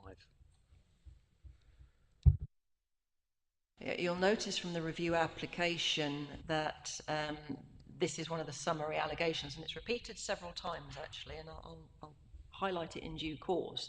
There are several places in the review application that say breaching the licence, breaching conditions, failure to comply with the conditions of the licence. It's stated several times over, and that would be a red flag. It's a very serious matter. The 2 conditions that are alleged to have been breached, actually there are 3. One is failure to attend the nighttime economy meetings, and I'm going to let Mr. Dyer deal with that, although he touches on that in his statement. The second one is the failure of a member of door staff on one occasion to be displaying his armband, and the reason for that is he had just come on shift. He was literally getting ready when something happened. And the third one is re-entry, allowing people in after hours. And that relates to the condition that went on in September about no new entry after 3 o'clock in the morning. And the condition is specifically phrased as no new entry.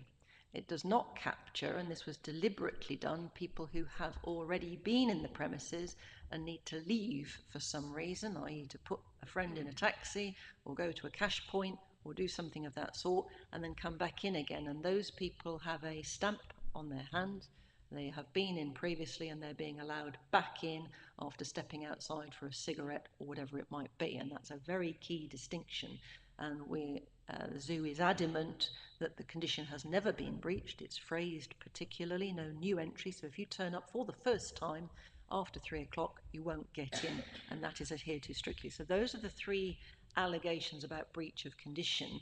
Now, in relation to the nighttime economy meetings, I'll let Mr. Dyer deal with that, because I think this is something he feels quite aggrieved about. Right, yes.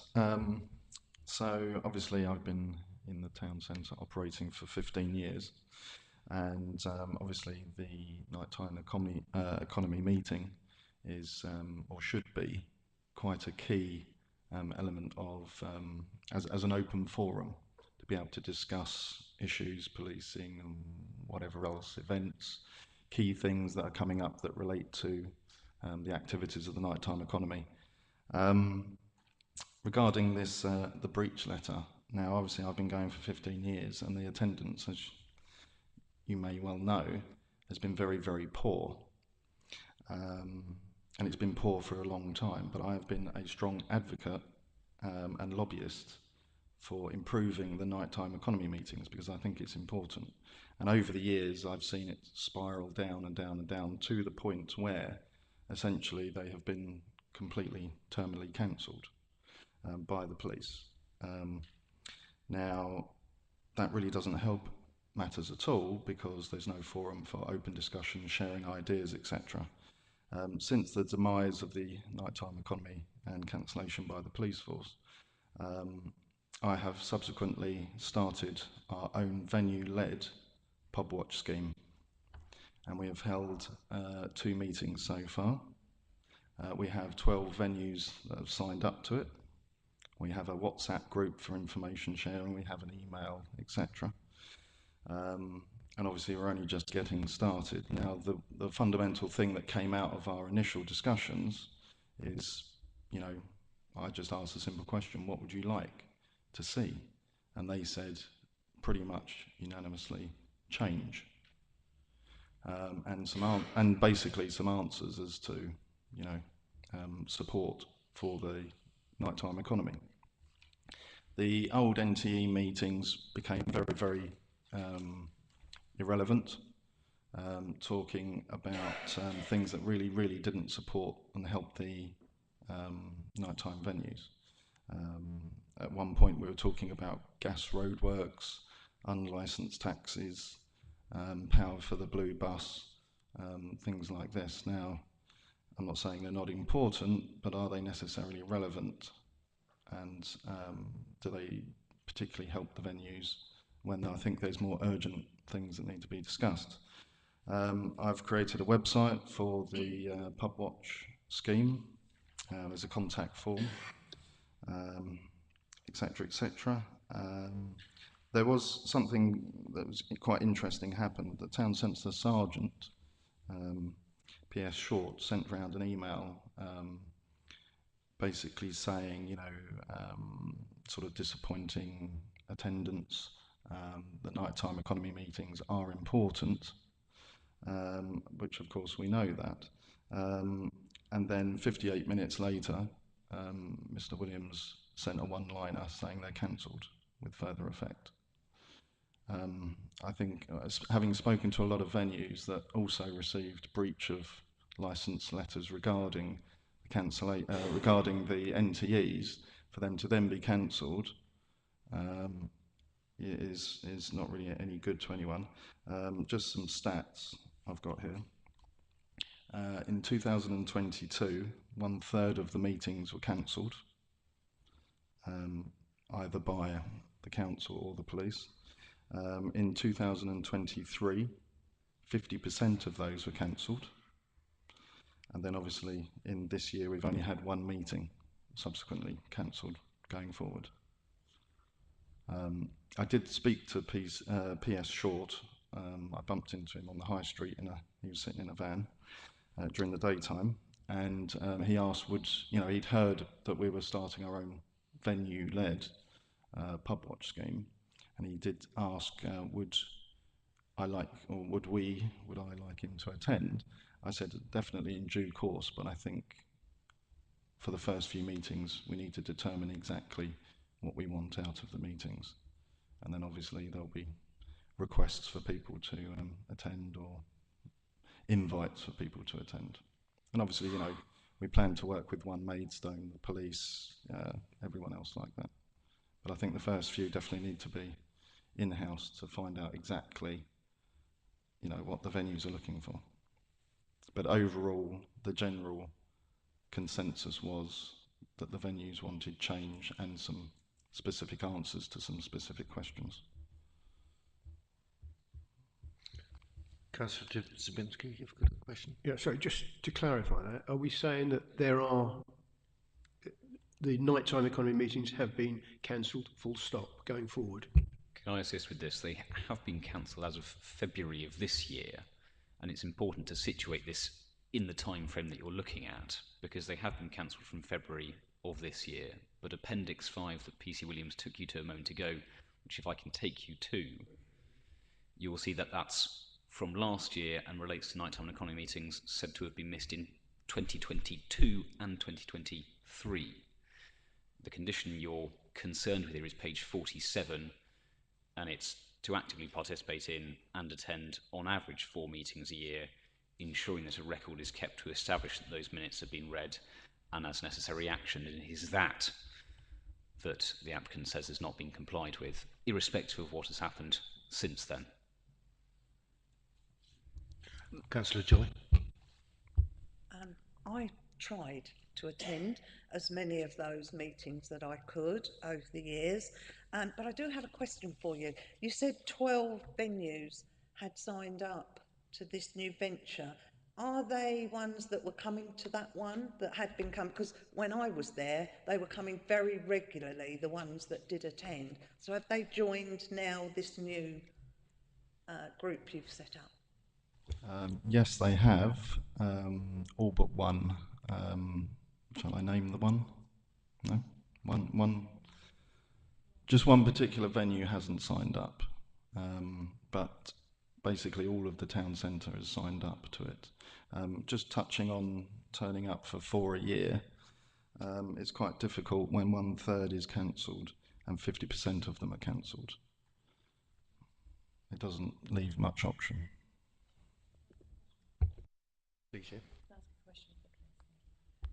Can you just clarify, who cancelled the meetings?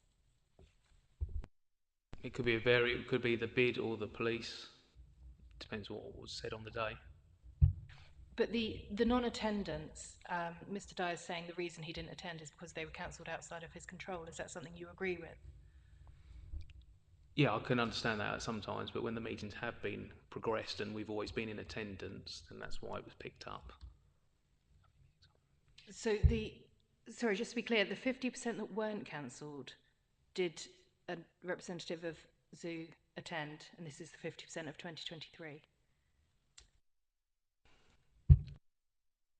Yeah, I would have to look at how many meetings were actually held and went ahead without producing that. Thank you. Perhaps I could ask, the meetings that weren't cancelled, did a representative of Zoo attend? Yes, we did. If it assists, the 50% is 2023. That letter, Appendix 5, is March of 2023. I understand that on average there's 1 a month, so no matter how many are cancelled, there is that option there. Clearly that letter being sent in the early part of the year may explain attendance going forwards. It's the 2022 and prior to that the police were concerned with. May I just at this point put this into context? You are now, as a committee, being asked to curtail the hours to midnight for breaches of condition. And one of the breaches of condition is said to be missing nighttime economy meetings. So whatever you make of this evidence that's sitting before you, do bear in mind that it would have to have some kind of causal connection to closing the premises today and forward at midnight. And I ask you to doubt that causal connection.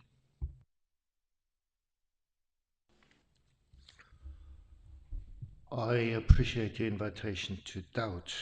However, as I said before, I would have appreciated for you in your evidence pack to beforehand, before the committee, to provide evidence about cancelled meetings, like emails, for example. That would have been helpful. The same, we've got to take Mr. Dyer's word now that he started a new forum, which I appreciate, and I have to take your word for it. If you could have provided us with some clear evidence, minutes or anything like that, it would have obviously strengthened your case. Firstly, there's a witness statement with a declaration of truth in it from Mr. Dyer that sets out the meetings that he set up. A witness statement with a declaration of truth upon it is not to be doubted unless somebody has some contradictory evidence. Committees work on an evidence basis, but the assertion of somebody is not to be disregarded if it is not contradicted, and nobody puts forward any contradictory evidence as to what is in Mr. Dyer's statement, particularly about the meetings that he has set up. Secondly, in relation to the meetings that have been cancelled and emails and so forth, it's all here. Mr. Dyer has got bundle after bundle of paperwork that has been disclosed to me, and I have indicated to him not to submit it all to the committee because otherwise you'd have 10 of these. And it's difficult to know which particular point is going to be requested in the middle of a hearing as opposed to which is not. And the only way around it is to serve all of it, and we would have been bringing it on trucks. It is available. If a particular email is requested, if evidence of this point as to what was cancelled is requested, it's all here and we have it indexed, and I'm aware of it. Generally, the rules of disclosure is that parties disclose any evidence they want to rely on. But I put it to the police, would you like to see further evidence of those additional, the new forum Mr. Dyer started? I'm grateful for the question. The answer is shortly no, because it's not relevant to the issue that you're looking at today in my submission. The question mark here is the review in hand. As I said earlier, they have been cancelled from February of this year, and I have no reason to doubt what's in Mr. Dyer's statement, but that is not, I'm afraid, the point here. The point is you're looking at Appendix 5, meetings that were missed, irrespective of whether other meetings were cancelled. There is still non-attendance there. What is said is, I have been in attendance to all of the 2022 forums and the current 2023. At no stage have you or representatives attended the forums. So that is the evidence that you're concerned with.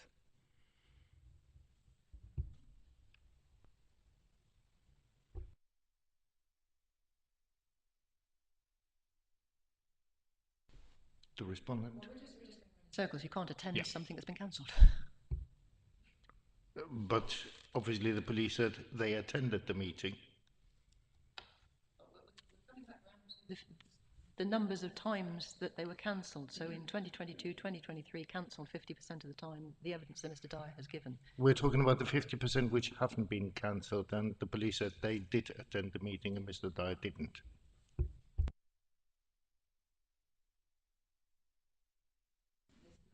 He has attended the meetings when they have occurred.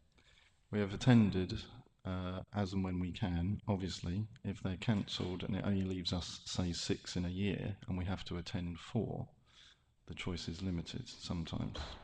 You know, that we don't have the full barrage of 12 meetings to attend. We're obviously running a business. It may be impossible to attend some. But obviously we attended what we could out of a limited choice to attend, because there was only obviously 50% that year. 50% of 4 is obviously, or 100% attendance rate to achieve on, start again, a 90% attendance rate on 4 meetings is harder to achieve than a 90% attendance meeting of 12. Obviously, but we are in the same situation as councillors with our attendance record at meetings. Councillor Joy, I believe you had a question. Can we close that particular issue, or is there any further comment? I would wish to be clear about this, because the point has been put that Mr. Dyer has attended these meetings, and that's very clearly not what Appendix 5 is saying. Appendix 5 is very clear that in 2022 he did not attend any of them. In 2023, when 50% may have been cancelled, he may have attended after that letter was sent. Now, this is a condition on the premises licence. It is for the licence holder to comply with it. Would there be any evidence which could be submitted by means of minutes of those meetings, whether or not he attended now? Well, that, I'm afraid, is a matter for Mr. Dyer, as you've already noted. The police's evidence has been set out here that he did not attend. If he wishes to adduce evidence to the contrary, that is a matter for him. Question to the respondent. Would you like to, can you provide some evidence to contradict the police allegation? I'm going to need, we do maintain that the manager did attend meetings in 2022. I will need to check whether 4 were attended in 2022. We also need to check when that condition to attend meetings was imposed, because I think there's a question as to the variations to the point in time when the condition was imposed to attend. I will obtain some further evidence on it, because it's clearly engaging the committee, and we'll have to go back through the logs. But I come back to my further point that, you know, looking at this in the context of this is a licensee that breaches conditions. That's the supposed relevance of it at this point in time. So we have to put it in that context. But I'll get some more evidence on it. How soon could you get that? So this afternoon. Okay. Councillor Joy. Just to say, I know that minutes would have been taken at every meeting of that committee, not just for the police, but for Maidstone Borough Council as well, which one of our officers attended.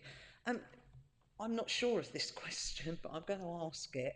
If you were unable to go, because as you say, it was a time of day sometimes that some venue said wasn't a good time, 2-3 o'clock, whenever it was, because they're preparing for their evenings, but sometimes they would send someone else. I don't know if it is just the premises licence holder that should be there, or if it could be somebody that, because I know there was other people there. Premises just has to be represented.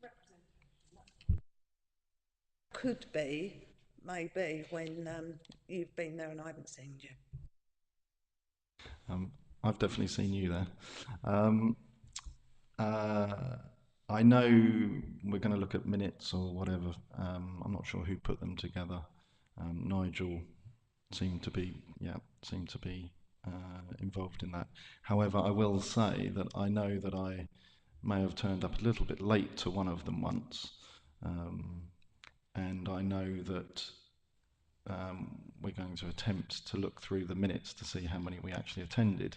However, I'm not entirely sure if that's going to work for us here today, because some of the attendees had question marks. So it was question mark, question mark, question mark, and then another question mark, question mark, question mark, as in they knew people were in the room, but they didn't know who they were. And I know that I definitely attended one, and I wasn't on the list. So go round and round in circles with this one, but the ones I've attended, everyone is introduced, because generally there would be new people at that meeting that wouldn't know that I was a borough councillor, maybe. So we do go around, but anyway, Well, we're expecting some sort of evidence being provided this afternoon, so I think we park this issue for the time being and proceed to the next point. Very grateful. Yes. If we may move over Appendix 6 for the moment, that is one that may need to be dealt with in private in due course. I do beg your pardon. Appendix 6 is one of the matters that will be dealt with in private, so if we may move over that one. Then we move on to Saturday the 25th of March at 4:15. A member of the public reported he'd been punched and bitten on the neck by another patron, and door staff have become involved, and we have CCTV in relation to that, and that is Appendix 7.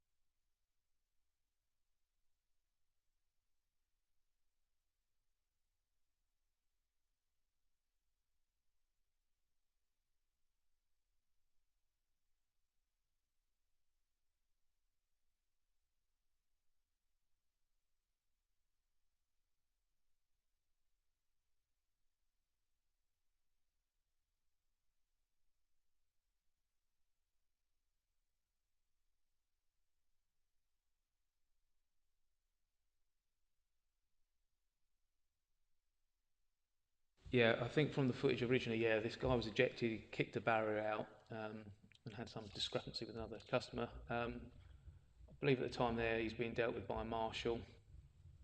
He wasn't badged at the time, so I'm not going to keep going over that point.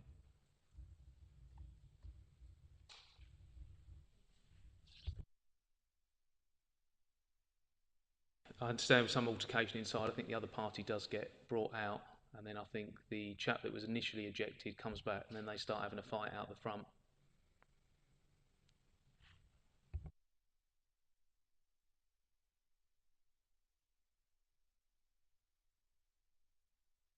And I understand, I think no further action was taken. I think the parties separated.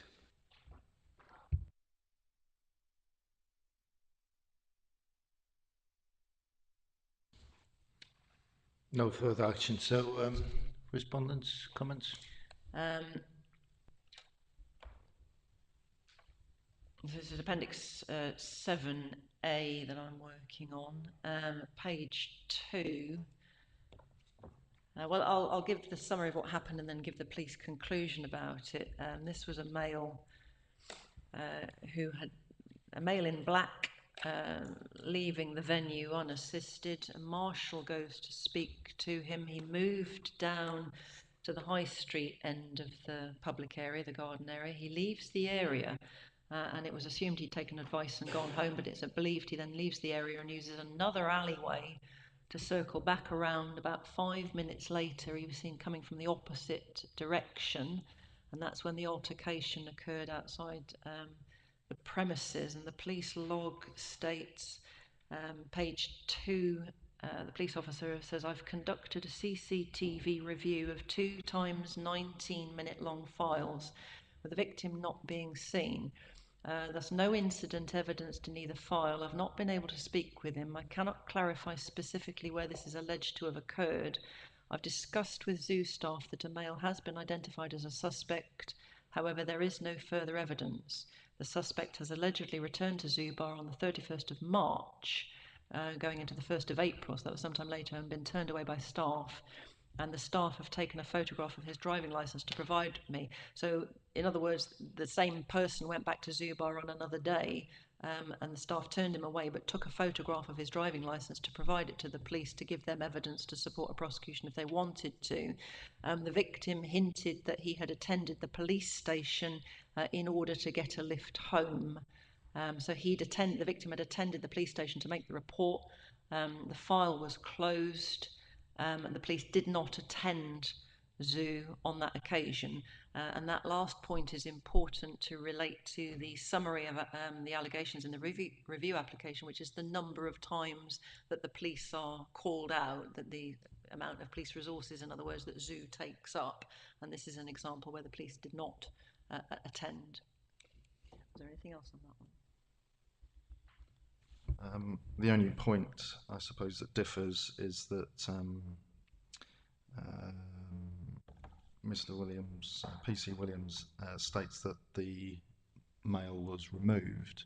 He actually left unassisted of his own will, free will. We weren't involved in his removal. He just left of his own accord, and that's actually in the CCTV.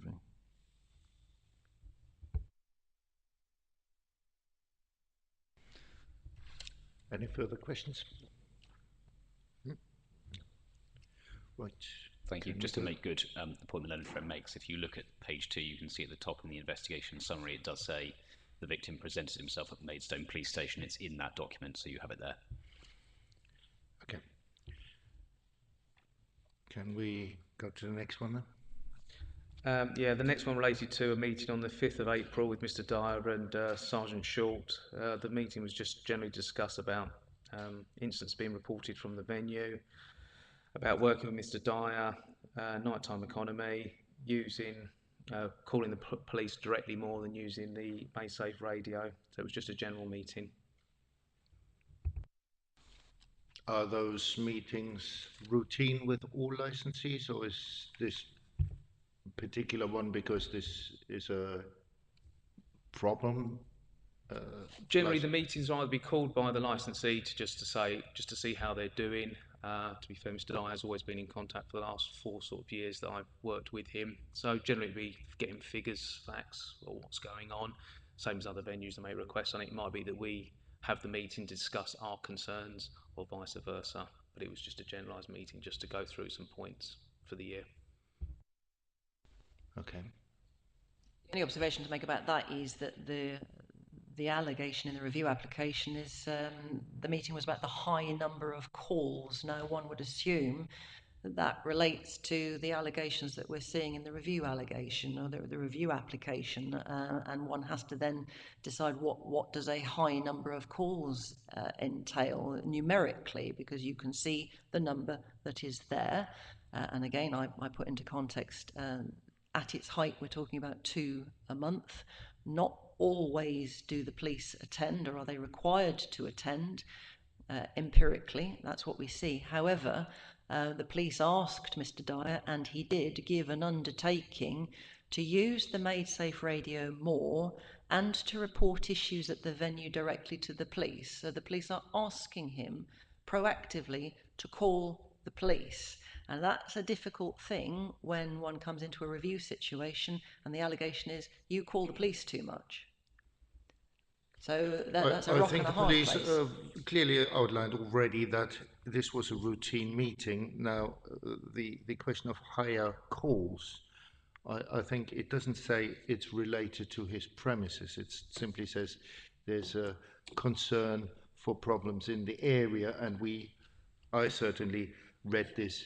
Like perhaps PC Williams might address that point. Yeah, Chair, in relation to obviously the meeting, it hasn't been included in this, but this would have been calls from 2022 into 23, so almost coming up to April. But it would have been a general discussion to say we have noticed an increase, and then I would have included some of these incidents, which have been quite serious. What obviously is now an ABH, but at the initial time GBH. So it was just a routine from some of the calls from last year to currently 2023. So it was just a generalised meeting to say we've noticed an increase. Yes, but government, like the police, like us as a local authority, we always work by statistics. So we always ask residents to report it, be it fly tipping, police incidents, or potholes, or whatever. So I think high numbers of calls is not necessarily something negative, and I certainly don't see it like that. But I'm grateful for your comments. Can we go to the next item then, please? The next one related to a CCTV control room that contacted. It related to the 22nd of April at 2:52. It was a report of a fight between door staff and members of the public, and the door staff managed to disperse those persons that were involved. I believe there's no further police action due to the people were dispersed into the town. I don't think there's any. Do we have some evidence on that? Some CCTV? Oh yeah, here it is.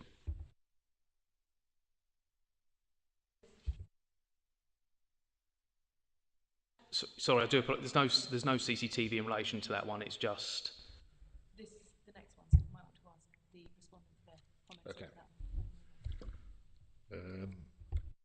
Yeah. Any comments? Yeah, so this was 2:52 in the morning. This was Maidstone CCTV control contacting the police. The police didn't attend. Maidstone control didn't liaise with the venue. This was essentially SIA staff doing their job, dealing with an incident that arose, and the police log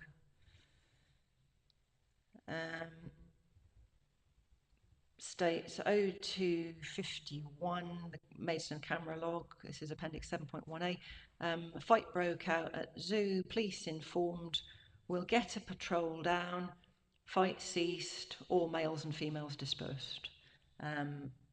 So it was reported at 2:51, at 2:53, and at 2:52, appendix 7.1, shadow boxing is dispersing.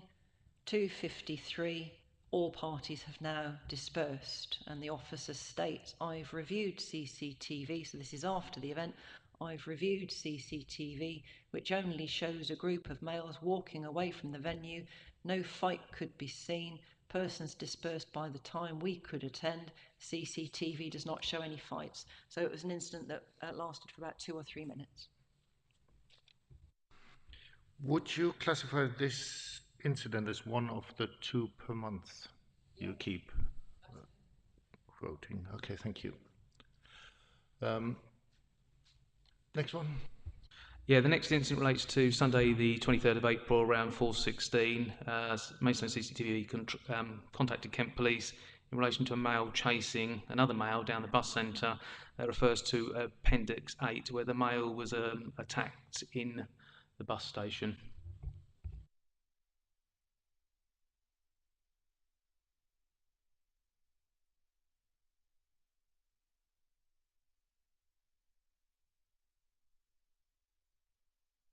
Yeah, so in relation, when it does come on the CCTV clip, it relates to, there was some sort of altercation or something outside or near to the venue.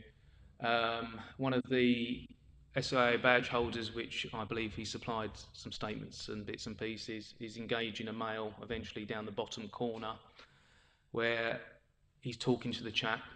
When it comes on, I'll get to that part.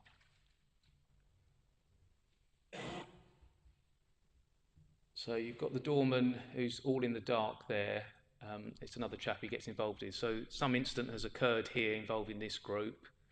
The chap that is wearing, I'll get my description right, he's got the slick back hair, he's got the shirt on and the waistcoat on, is the chap that's involved in the assault in the bus station. He obviously is employed at the venue, but does get involved in incidents within the venue and outside with members of the public. I don't know if it's worth, Lorraine, I don't know if it's fast forwarding a little bit, the main one we're concerned on. So this is just some incident, I don't quite know what was involving this group, but whilst that happened on, the member of door staff is talking with this chap, I just missed a bit of it, is talking to Richard, who's the one in the black. Whilst he was talking to him, the one who I believe is a marshal has shoved the chap to the floor, which resulted in this incident eventually taking place in the, this is at the mall, the bus station. An off-duty member of door staff has been asked to assist members from Zubar, where he's ended up detaining this male, and Mr. Dark here, who has subsequently been to court, was obviously seen to do a number of strikes to this member of the public and kick him in the head. He has now been convicted at court in relation to this attack.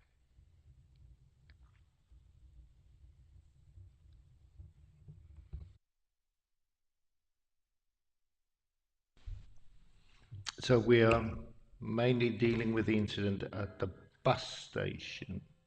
Yes, so obviously some altercation happened with another group of males prior to this leading up.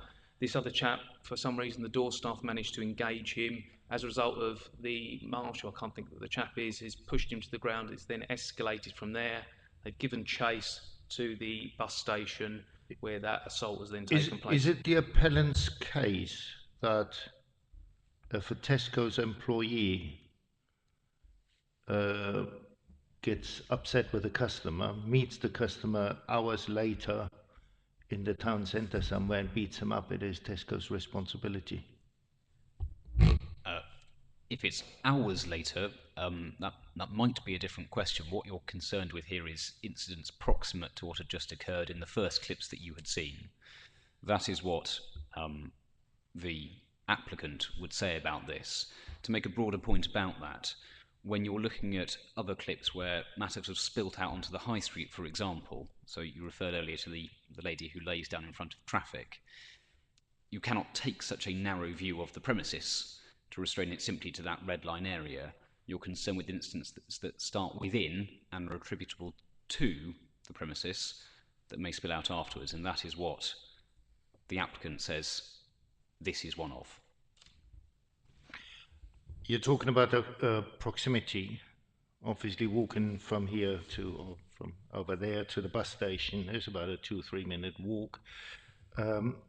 So we're not talking local proximity, geographic proximity, you're talking timely proximity. So can you enlighten us on the proximity you're referring to? I think it can be both proximities, but before I turn to Mr. Williams or PC Williams to address those questions, you raised the question as to whether an employee of someone could be responsible for it. The answer to that question actually legally is yes.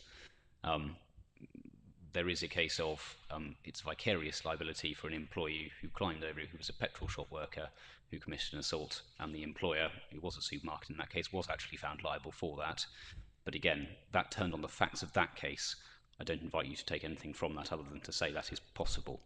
If I can ask PC Williams to address the proximity issues.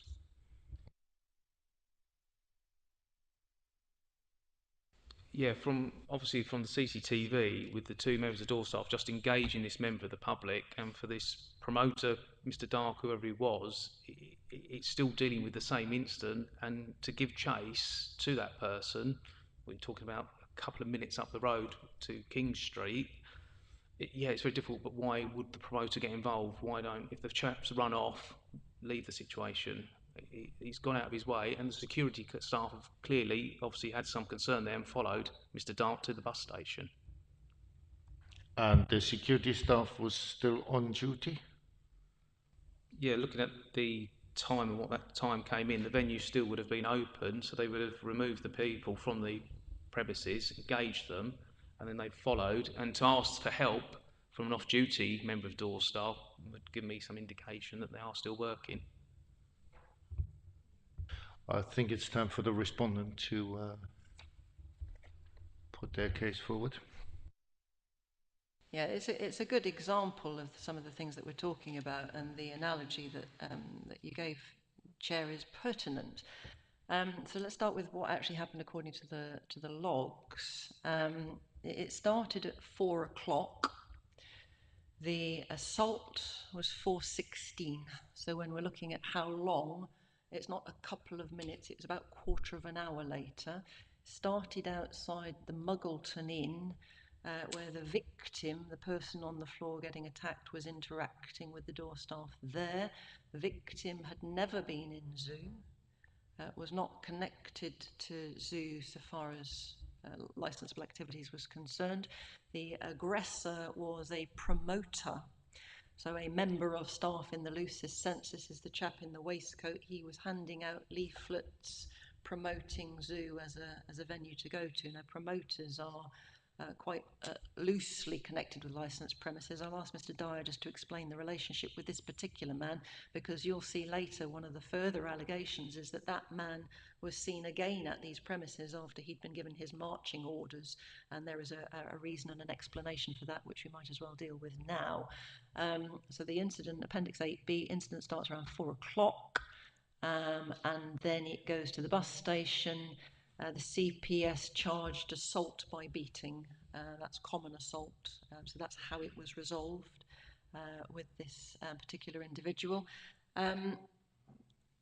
Talking about responsibility, I come back to the comment I made earlier that's in the review application, that it is understood that venues will have incidents within the nighttime economy. It is how such incidents are dealt with that reduces the risk. The door staff from Zoo were running down the road to stop the promoter in the waistcoat. So they're trying to deal with the incident. They can see that something's kicking off between these two, the victim and the waistcoat man. The door staff are trying to mitigate that situation. That's their level of involvement or responsibility. In terms of culpability or breaches of licensing objective, one looks at various elements, but one is looking for causal connection with the licensed premises. It might be in time, it might be temporal, it might be in terms of locality, it will always be in terms of responsibility and culpability. What could the premises have done about it? What could they have done differently? No member of staff is given instructions to beat people up and assault them. That's obviously completely outside of any level of their job description, and when they do that on their own responsibility, they become a maverick. Vicarious liability is not a helpful concept for you. It's a completely different area of law, and it involves somebody acting as an agent for their employer or whoever it is. And there's no way one could suggest the promoter was acting as an agent of Zoo in kicking somebody on the ground. So vicarious liability doesn't assist you. You're looking for promotion of the prevention of whatever the licensing objective is. And it's not even prevention of. The licensing objective is the promotion of the prevention of. In other words, what can they do? What can they do about it? And what they can do about it is to obviously give instruction to staff in advance as to how they are expected to discharge their duties, and if they don't, to sack them. And that's what Zoo did. So in terms of what has Zoo done wrong, this is a good case study, in actual fact, of what could Zoo have done differently. The gravamen of this one, actually, is the later allegation that this same promoter was seen back at the premises again. If you want to look at culpability, that's the bit to look at what went wrong there, because what you don't want is the same maverick coming back again. So it's not about kicking on the floor, it's about how are the systems employed to stop anyone who behaves in that way coming back and having anything to do with the premises again. And for that, I will turn to Mr. Dyer to deal with that part of it, please. Mr. Dyer, before you start, can you enlighten us exactly what a promoter does and what times a promoter is actually working for you? Daytime, I'm talking about. What daytimes you would employ promoters? Oh, thank you. Yeah, we have promoters out Friday, Saturday night. It's a very, very basic job, very simple. It's very ad hoc, to be honest. All they basically do, because we're down an alleyway and we're not seen on the main high street area such as Muggleton or Brenchley, just to create awareness that we actually exist to new people that are coming to the town, say from outside of town, I don't know, London, Essex, wherever. They might not know that we exist, so therefore he stands there to say, basically there's a bar down here, come here, and basically hands out a very small little credit card size card promoting the venue, and that is about it. That's the level of responsibility. Just, you know, talk to people and make them aware that we actually exist down the alleyway. And they would be working from 9 till 7 in the morning? Only one times. Yeah, the time is fairly loose. Sometimes they would start at 9 o'clock, sometimes they would start at 10 o'clock in the evening. and basically work till sometimes 1, 2, something like that. Yeah. Suggestion in the log was that the promoter in the waistcoat and the victim were somehow known to each other, and the victim had said something to the promoter outside the Muggleton Inn that had upset him or offended him or something of that sort. That's what it was, a personal grievance between those two. Hence the waistcoat man chased him and you don't speak to me or my sister or whatever it was like that. It was that type of thing. Yeah. So, Mr. Dye, I obviously interrupted you. You were telling us something completely. Why he came back into your employment at a later point. Oh yes, this goes on to the next part.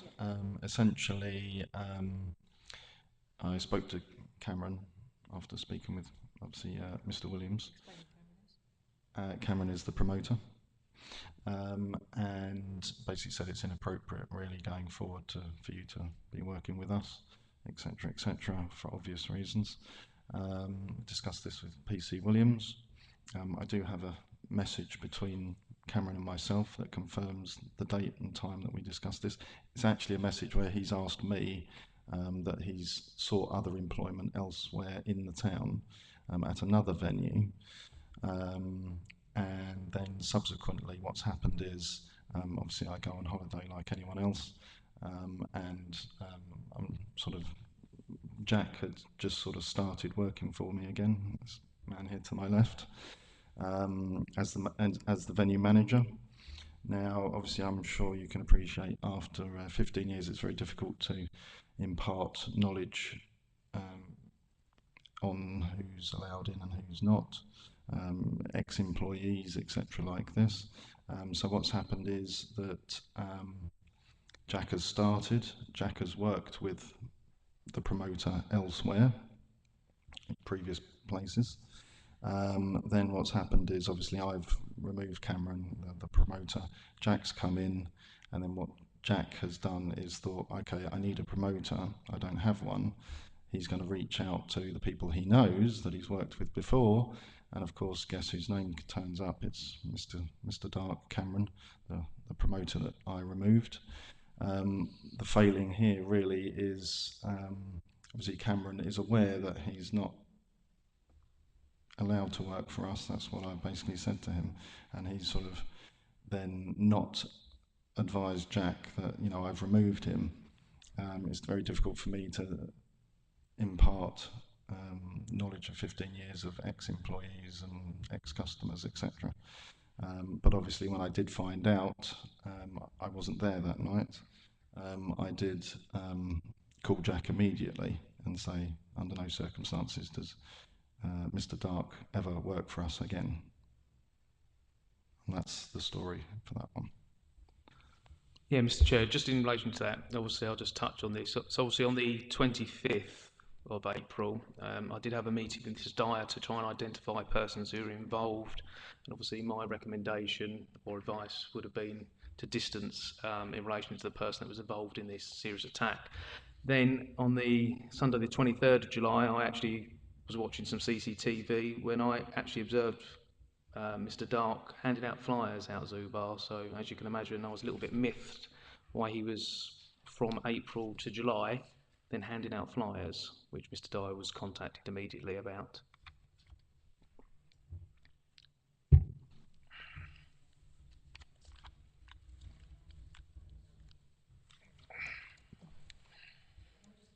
Hadn't been doing it from April to July. He'd been given his marching orders in April, and he had been handing out flyers for 1 hour on one occasion in July, and that was the occasion that the manager had not been aware. So it wasn't an ongoing thing, it was one night. Mr. Dyer, lessons learned. Do you now maintain a list of unwanted staff? That could be bigger than this, but over all the years, but yes, we do, immediately. And like obviously the current ones, say for the last, well, year or so, you know, for obviously, and their list of infractions, I suppose. I'd like to think this wasn't the staff that Yes, that's correct. Both. You do now maintain lists of staff and patrons. Yes, that's correct. Questions from members? Next case, please. Thank you, Chair. Obviously, I've just touched on it briefly. That was of the 25th of April where I went and saw Mr. Dyer in relation and had a look at this footage. So that's how we were able to identify who was definitely involved. The next one relates to on Sunday the 21st of May around 5:17, Mason CCTV control reported large group on the high street that were fighting. They reported the group had come from the venue and door staff were present. Obviously there is no CCTV in relation to that.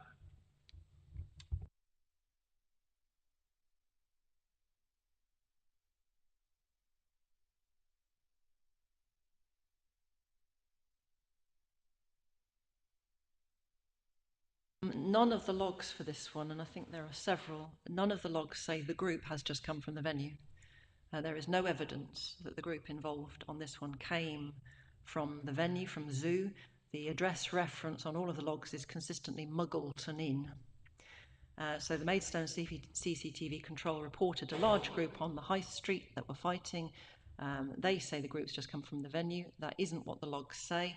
Door staff from the venue were present. The CCTV reports the males fighting in the high street. Multiple people stood outside the area of Muggleton and Zoo. No offences alleged, no victims. Police remain on scene until the group's clear. And from the premises point of view, the venue had closed, so Zoo had closed at 4:30. This occurred about 45 minutes later. The door staff were still at the venue socialising after their shift, and they broke their socialising to help to sort this out, putting themselves at risk. Was there anything else on? Oh, we've got a statement on this one again. There's a statement in the pack from Richard Smith about this incident. So that's one of the written statements that you've got. Can I just... I haven't been referring you to paid references for the security staff statements, but you have those and you're able to. Thank you. If I may just assist in relation to this one, it's Appendix 8.1a for you, and the reference to Zubal that's taken from is the investigation summary from an officer, Lovelock, which reports 30 males fighting in a high street. On police attendance, there are multiple people stood outside the area of Muggleton and Zubar.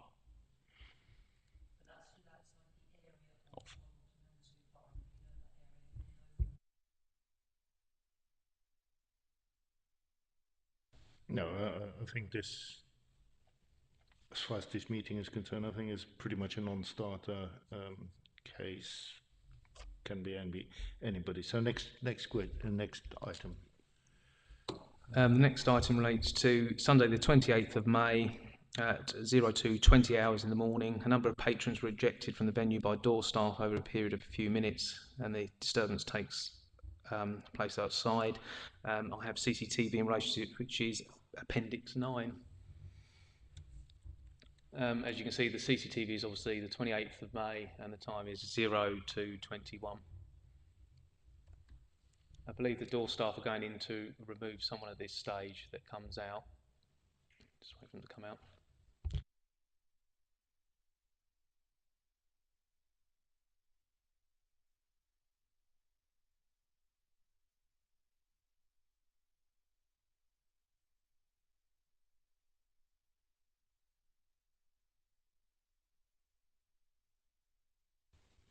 So I think when the gentleman's removed, there's another chap standing, I think he's in the baseball cap, then just decides to punch one of the door staff.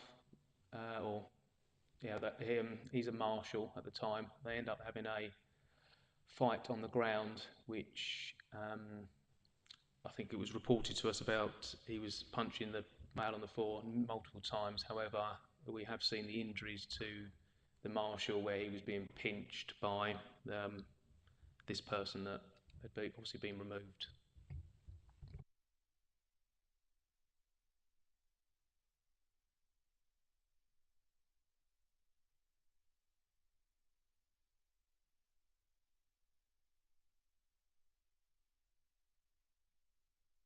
I think as a result of that incident, there was 2 reports created, counter allegations of assault. and those have also led to no further action being taken against either party. Question? Did you attend that? The police, did they attend that at all?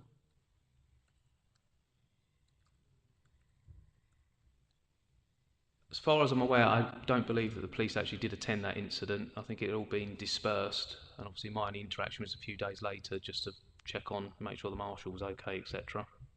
Okay. Customary ejected from premises, pretty straightforward, no police incident, anything of... Just a couple of comments. It's an example of the door staff doing what door staff do. One of the marshals was attacked. The only thing we'd query is that the log, the allegation in the review application states that the marshal was kicking the patron. That isn't what the CCTV shows. He was kicking out at something. He stated he was kicking something that was on the floor. He wasn't kicking the person. But the marshal in question, reading from the log, was removed from working with immediate effect for the sake of any doubt. So he wasn't employed any further after that. The CCTV doesn't confirm it. The marshal punched the customer because the customer was not letting go of the marshal, and he caused bodily harm. So the evidence of the bruising to the marshal provided to PC Williams, as PC Williams has just said, and the punches were to his arm to force the customer to release his grip. That was what was going on. And as PC Williams has just stated, which is helpful because it wasn't in the review allegation, both incidents were crimed. They cancelled each other out as far as the police were concerned because both had used force, and nothing was taken any further. And the police attendance was not there. It didn't happen. Anything else? Sorry, I'd just like to add, in relation to the marshal that was on the floor, he was involved in kicking, but I think it's very quick that one of the marshals, which I think soon after that incident was sacked as a result of that. So I think there was a sly kick that went in, but I don't know who the contact it was with, but he was soon removed from the premises. We noted, both parties made the point, the person was sacked. I think an employer can't do much more than that. Next case. And then after that, on Tuesday, 30th of May, I've contacted Mr. Dye in relation to the marshals, in relation to the CCTV, and there was a report of customers doing Noxus, the balloons in the high street. And I think the general conversation was just talking about the marshal, what their powers, well, not the powers at the time, but the use of force in relation to that.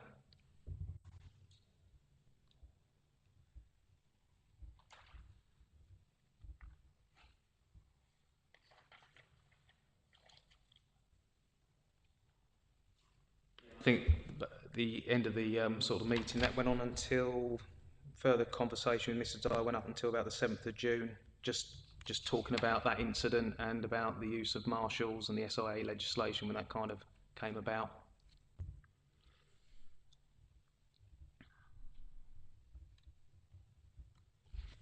Yeah, that's what I said about earlier, marshals that were acting as SIA badge holders, but weren't actually licensed. What prompted that line at bottom of page 19? They are advised that patrols are en route and then that person should be kept at the venue. Was that relating to this particular incident of the 30th of May, or was that just a general comment?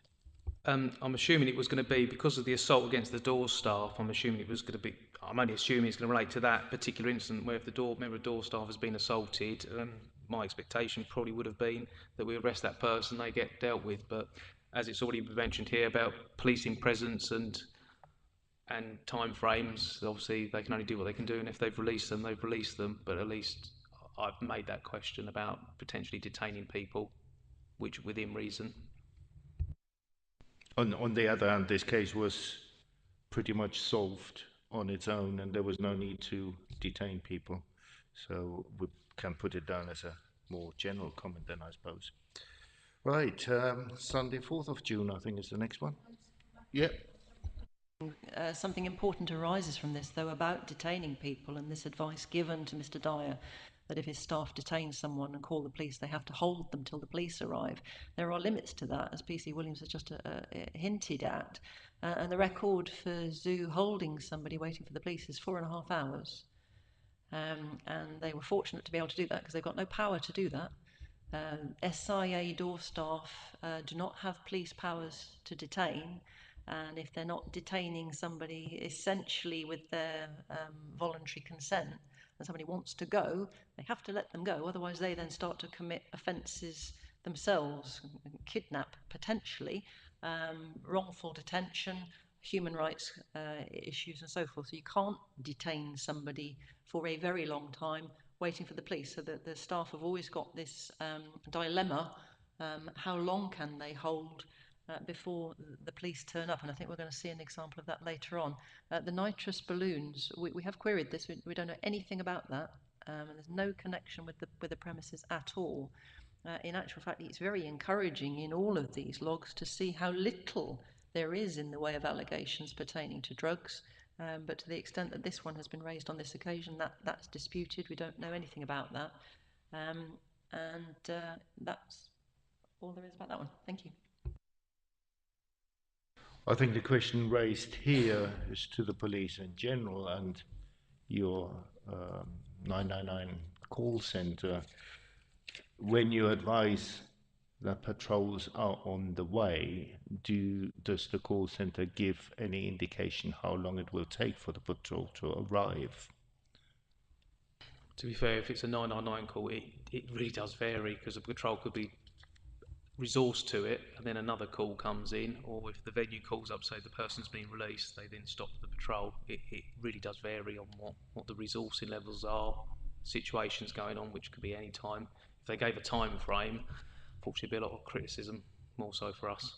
But you appreciate the point being just made. If there's no police response within 4 hours, yeah, totally understand that. License holder and his staff would find themselves rather at a dodgy end of the line.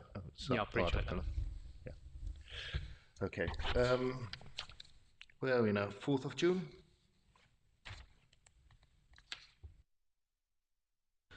Yeah, so on Sunday the 4th of June around 3:03 in the morning, Maidstone Control Room reported door staff from the venue being assaulted, and they had a member of the public detained at the location. Police attended, but the door staff had released the male prior to their arrival. No details of the male were attained, and there was no action followed up as a result of this.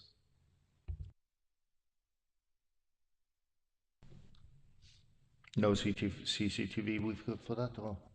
No CCTV. No. Okay. Briefly, this is probably an example of what we've previously been talking about. How long do you detain for? The criticism here is that the police attended, but the door staff had already released the male prior to their arrival, but they don't give any indication as to how long it took for them to get there.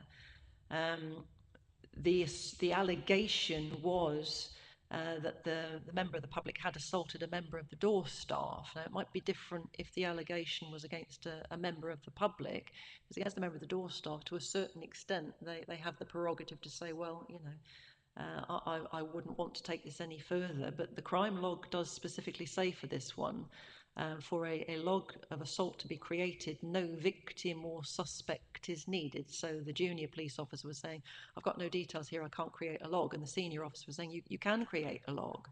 So you can go ahead and do that if you want to. The Maidstone town log actually said that the suspect was wearing a tag. So it shouldn't have been that difficult to have identified who was there in any event. So those points arise. Points taken, I suppose. Next item. Moving on then. So the next one was on Friday the 9th of June. I attended the venue to speak to the marshal involved, but unfortunately he wasn't on duty in relation to that assault on the 28th of May. And then on the Saturday... Respond to that, he wouldn't have been there because the police had already said they didn't want marshals employed at the venue anymore, so they weren't using them anymore. I think that was September, that was introduced. Yes. Yeah, but the gentleman involved that I was speaking to, T, has continued to work there throughout, so I knew he would be on duty or present at the venue, which he has been. Working there throughout as what? As in the capacity as a marshal? I think he was a marshal, but I knew he'd be there to speak to him in relation to the incident that happened on the 28th of May. So he wasn't present on that Friday. However, when I went back on the Saturday, he was there, and I was shown an image of his injuries, which was consistent with him being held on the floor. So that was on the Saturday the 10th of June. I re-attended the venue and spoke to him there, where I was shown the injuries that he had on the side.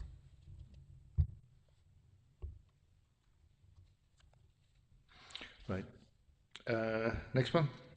10th of June around 3:30. It's still continuing on, sorry. Then at 3:30 in the morning, Kent Police received a call in relation to disturbance, which was heard in the background of a 999 call. A number of males had been ejected to the venue due to causing issues.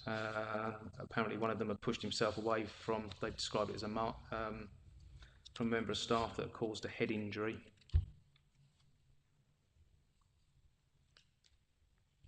Any further actions on that one? Do we have a video? From my understanding, no, I think it was just a report from CCTV control room.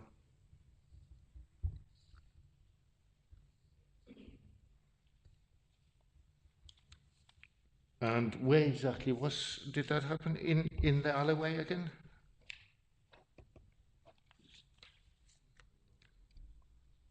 Yeah, sorry, relating back to the 10th of June, there was obviously a call made, so we did have a 999 call, but I believe no further action was taken with that job, the 3:30 job.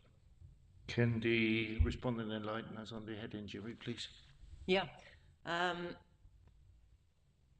The 999 call, Appendix 9.2, he'd slipped over. One of the males had pushed himself away from the staff. The venue was ejecting males. One pushed himself away from the member of staff. He tripped, and I don't think it gives any indication as to precisely what he did. There isn't anything further. Let me just see if we've got anything else. We don't have any other, no. Nothing further happened on that, but the police didn't attend. And we don't know whether it was actually on the licensed premises, i.e. within the bounded off area, or whether it was on the public path of that alleyway. He'd been ejected from the premises, so at some stage he'd been inside the premises. Right, next one. The next incident relates to Sunday the 18th of June, 4 o'clock in the morning. Maidstone CCTV control witnessed a group of aggressive males at the venue. The group were moved away from the venue, and around 4:06, Maidstone control contacted Kent Police for an ongoing disturbance at the venue involving the group of males, but had eventually dispersed without any further intervention. Yeah, Any so response?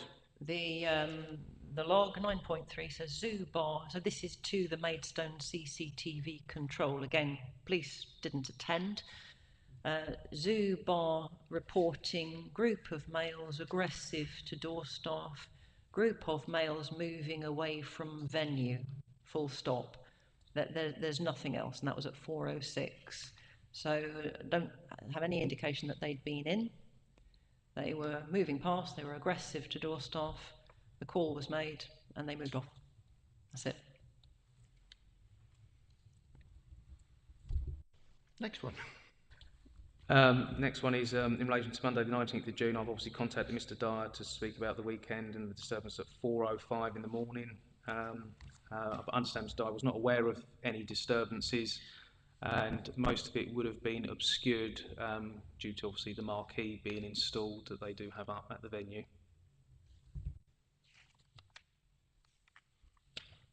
Add to that is clearly something was seen, so nothing was obscured. The CCTV Maidstone camera saw it, reported it, and then they moved off. So it was not a question of couldn't see anything.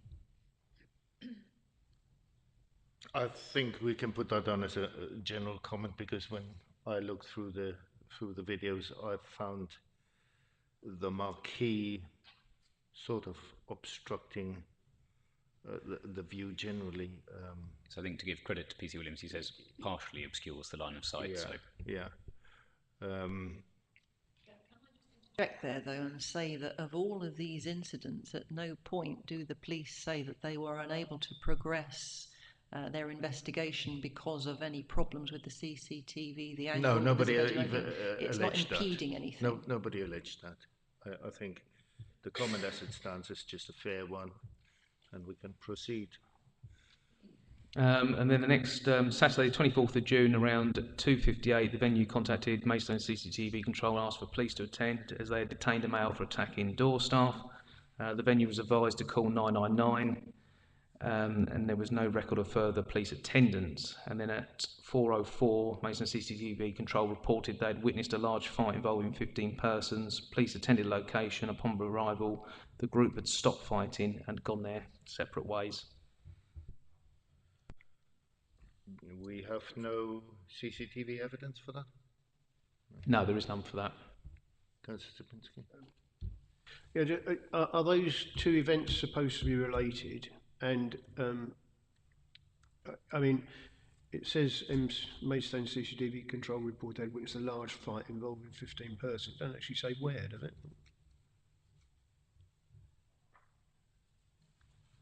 So obviously the first instance are separate because the time frame is quite a few, there's a couple of hours there between that. So that would have obviously referred to the venue asking for if there were any police to help them. They've detained somebody, and I'm assuming that 4:04 they've reported a large fight within that area, as it's already been addressed, potentially Muggleton, Zubar, or within the street. But obviously there is no CCTV, so I can't comment on that. you have the CCTV log 9.3a, and what is said is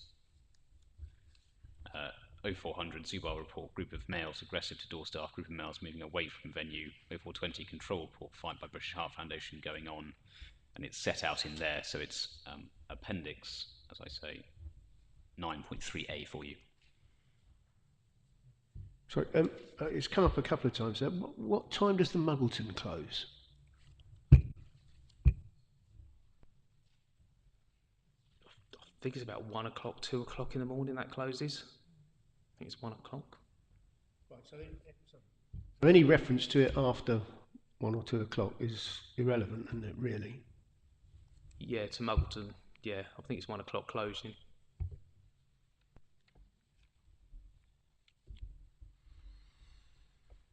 Going through the month of June, Saturday 4th of June, Saturday 10th of June, Sunday 18th of June, Saturday 24th of June.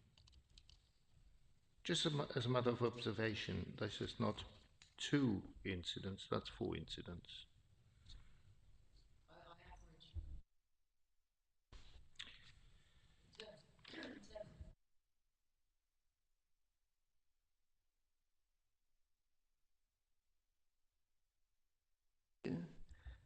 But then what we have to do is go back over the incidents that you do or do not accept were the responsibility of Zoo or causally connected, and then you'll want to average those out if you then want to look at particular months where things are happening versus months where they're not. That's another exercise in itself. I'm just giving an overall quantum. I've got comments on the 24th of June. We're talking June here, and we're talking an outside seating area, obviously. So I presume, although you took average over a much longer period of time, these are summer months, and we probably will see an increase of incidents during the summer months in that particular alleyway. These are not connected to sitting outside in the outside area because it's the summer months, bearing in mind the time of day that it is. This is not soaking up the sun or taking advantage of any kind of summer weather conditions. This is night time. And when you look at the particular incidents, there's no, for the previous ones we've looked at, there's no indication that the perpetrators of the fight that the CCTV log, the Maidstone log has seen, had anything to do with the premises.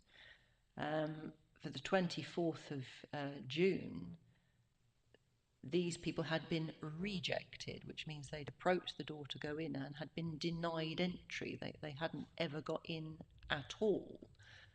So then we come back to the Tesco example, but it's in terms of increased incidence of episodes during the summer months, I'd question why that would be. I mean, if people are moving backwards and forwards because they're on their way somewhere, why would it be more likely to happen in June than February at that time of the day? I take your rebuttal of my question, Councillor Zubinski. Just on that Saturday 24th of June one at 2:58, police didn't attend, and I suppose it could be another example of a customer or the door staff just saying, well, you know, you can go, because if he says he wants to go, he says he wants to go. I don't think they had anything to detain that person for. I think if they're, when you're rejecting somebody, you can't detain someone because you denied them entry to your premises, even if they look a bit dodgy. I mean, what would the offence be? If they've assaulted somebody, if they've committed an identifiable offence, that's a different matter. If you're just saying you're not coming in, you've got no grounds to detain them.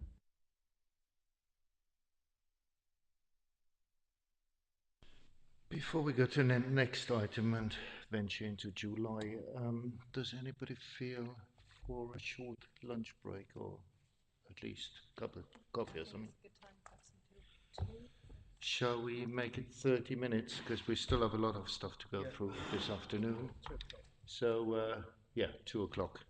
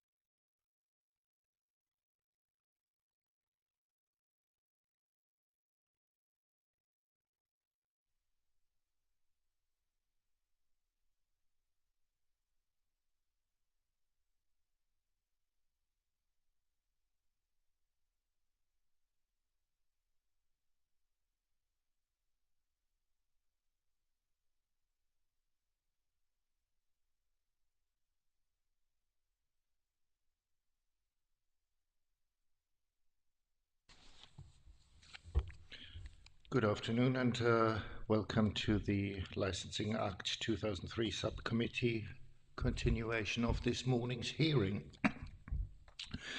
The both representatives of both parties just requested an adjournment. Would you Chairman, thank you very much indeed. Yes, I do formally request an adjournment, please, for up to 15 minutes, and we will be expeditious just to see if we can narrow the issues in this case somewhat, because otherwise we have a long afternoon ahead of us. That's agreed on the other side. It is, thank you. Indeed, I would be very grateful if we could narrow the issues and if I could just put my part to it. We have election on Thursday, which means some of us 3 panel members may no longer be in office on Friday. So that means we really have to complete the hearing tonight. We are free to possibly sit for deliberations in the next 2 days, but the hearing has to finish tonight. So whatever time it will take you 15 minutes to cancel your evening engagements, because we may be sitting here till 10 o'clock tonight.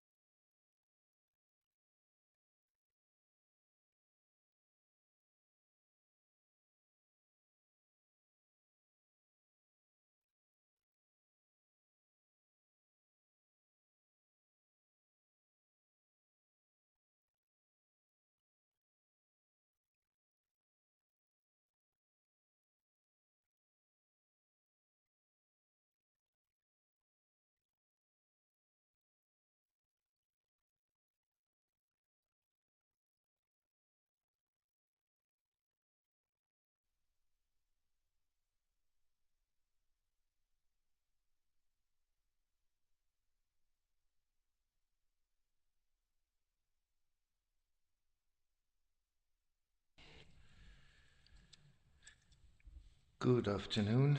For the second continuation of this meeting,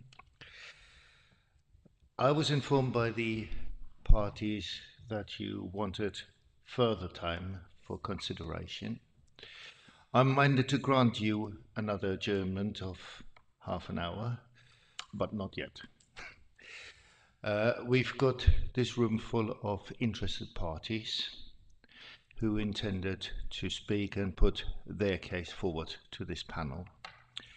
And as I already outlined earlier on, we may be sitting here till 10 o'clock tonight. And I'm sure as interesting as this meeting may be, members, interested parties will not be that keen to sit here, or some of you may not be keen to sit here till 10 o'clock tonight. So I'm minded now to call the interested parties, listen to what they've got to say, and then we adjourn for your further deliberations, if you don't mind. Going to the interested parties, do we have a running order? Right, Councillor Newton, if you want to put your 2 cents to this committee, please.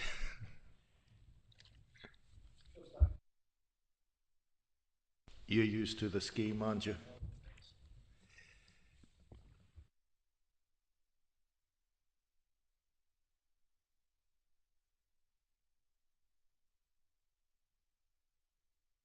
Got it. Yeah, thanks.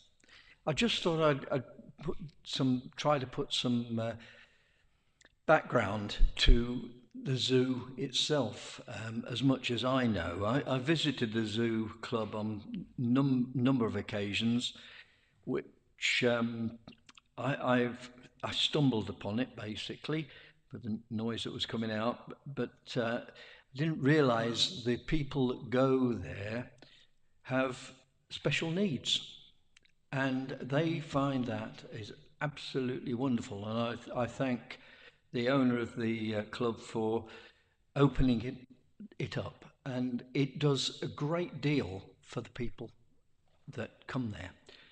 They're many are accompanied by their family or carers or both, and are able to express themselves and meet friends in a safe environment at this once fortnightly event.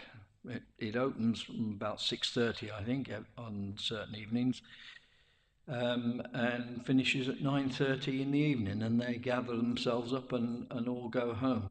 But they're supported by their parents as well, which is it's a fantastic thing for having this there, and they're made so welcome by the people. They come there to dance and enjoy the music, and generally primarily enjoy themselves. No alcohol is served during the evening, so if this facility was not there, it would be a great shame.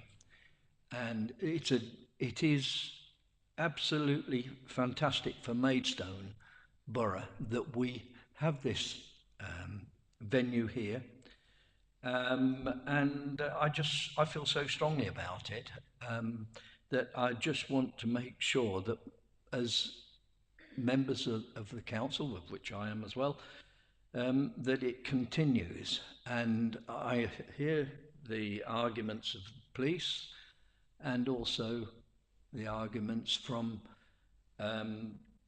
the other side here, and you know, there's I just got to say it is a brilliant event for Maidstone on a fortnightly visit. I enjoy it. I enjoy their company and how they speak to us all. And anyway, please support them. Councillor Newton, please remain seated for a moment. Members of the panel may still want to ask you some questions. One quick question to Mr. Dyer. How often, when do these special events happen? And I believe they're called GEMS, yeah? GEMS. Yes, they are called GEMS. We've been doing it for a large number of years, I think probably 8 years, something like that. It's not a business transaction, if you understand what I'm saying. It's more about putting back into the community, doing something for other people that don't normally come out at the weekend, or would be vulnerable if they came out at the weekend. They happen every 2 weeks. Sometimes there's an extra one, if it's a bank holiday or something like that. So it's every 2 weeks, pretty much.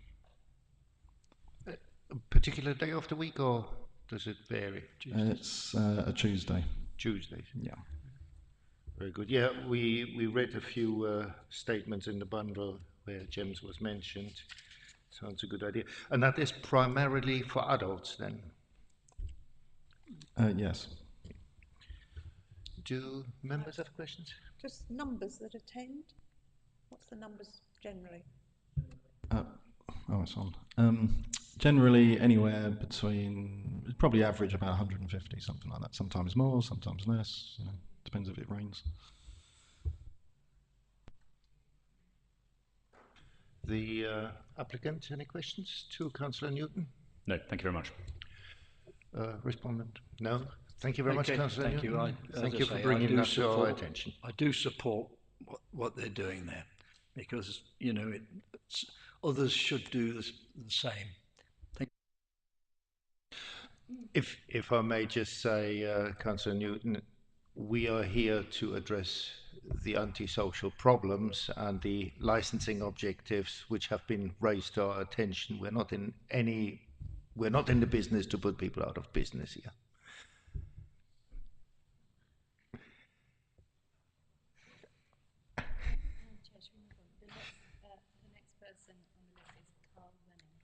Carl Wenham, please.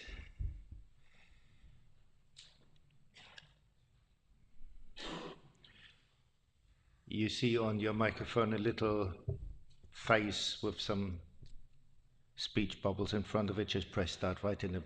That's the one. Oh, right, okay. You have to excuse my voice.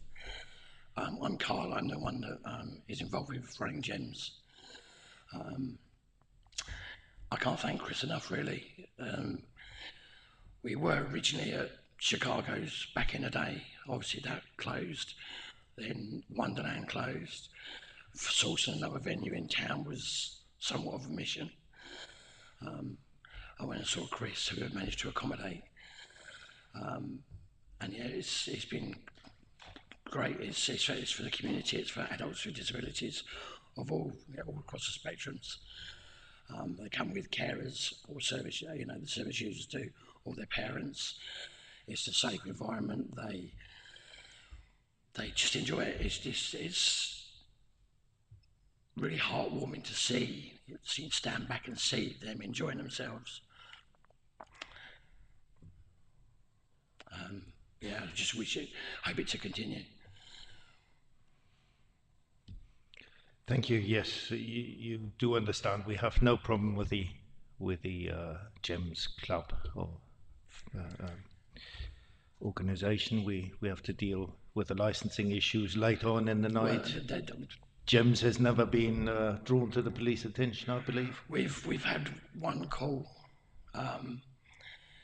which was about 8 years ago, and that was because we had a themed event where someone dressed up in a ghillie suit, and it made the papers saying they thought it was a Christmas tree. But other than that, we do themed events each week, just for enjoyment. Thank you very much. Do members have a question? No. Thank you very much. Next on the list. Jason Howell.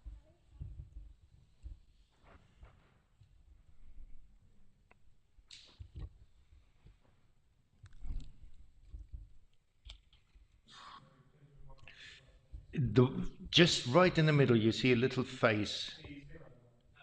The bottom one. At the bottom. Thank you. Yeah, that's it. Thank you. Hi, I'm a service user at GEMS. I'm one of the very many people that go to GEMS every 2 weeks. The club make us feel very welcoming, and they keep us safe on a regular basis every 2 weeks. The door staff and the bar staff are always very polite and mannerable to us. They give us a huge amount of respect and, you know, allow us to have a safe night. So much so that although I haven't been one of those people to do so, some of our members have been able to not only attend the GEMS events, Bar Chocolate, or now Zoo Bar, have put on brunches in the past in the middle of the day, where some of our service users have managed to have the courage to venture into the normal adult system of nightclubbing, which without this important stepping stone of, you know, a independent disabled venue and you know, opportunity, people like myself wouldn't go to a nightclub in town on a normal nightly basis. Ever since I was 18, I've never been to a normal nightclub in my life, but GEMS has made me able to dance and be with friends on a nightly basis.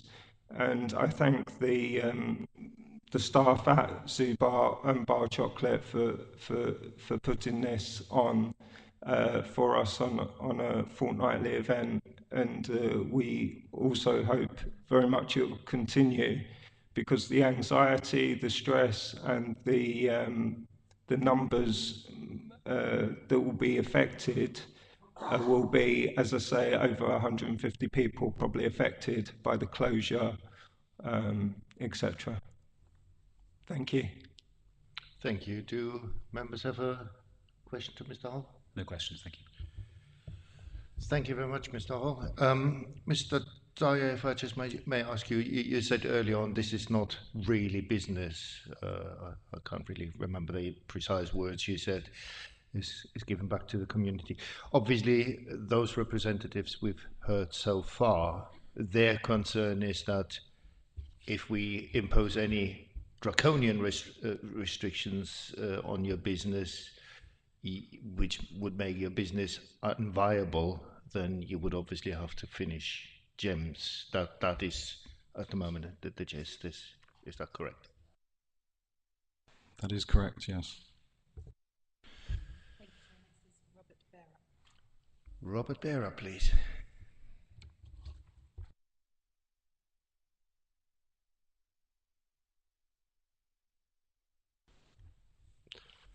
Good afternoon. I am one of the door staff at Zoo. One of the things I want to bring to the attention of the antisocial behaviour that has been brought up regularly is, unfortunately, at times, a lack of police presence when I call, because I have the town radio. I'm the operator of that. As you've displayed before, long waiting times, no police presence, lack of any attendance when we do house stuff down. Just this weekend, as an example, one of the groups of men that I personally rejected for their behaviour on the front assaulted myself along with the other staff members. Police did come, they sorted it, they let them go, and then they let the perpetrators come back. Till then, I was personally threatened to be stabbed, and it was this in front of 5 police officers, and nothing was done. So this becomes a mitigation of at what point is it Zoo versus no consequences for the antisocial behaviour that is then witnessed by police staff. And it just goes to show that certain groups that we have also rejected.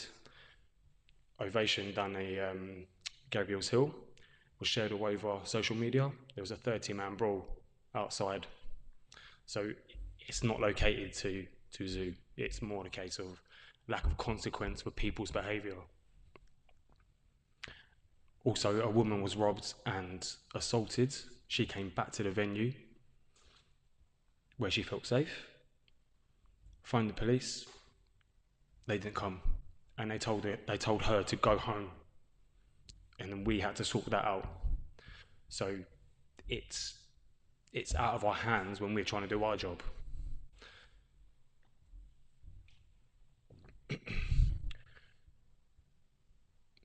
Please remain seated. Could you switch off your microphone for the time being?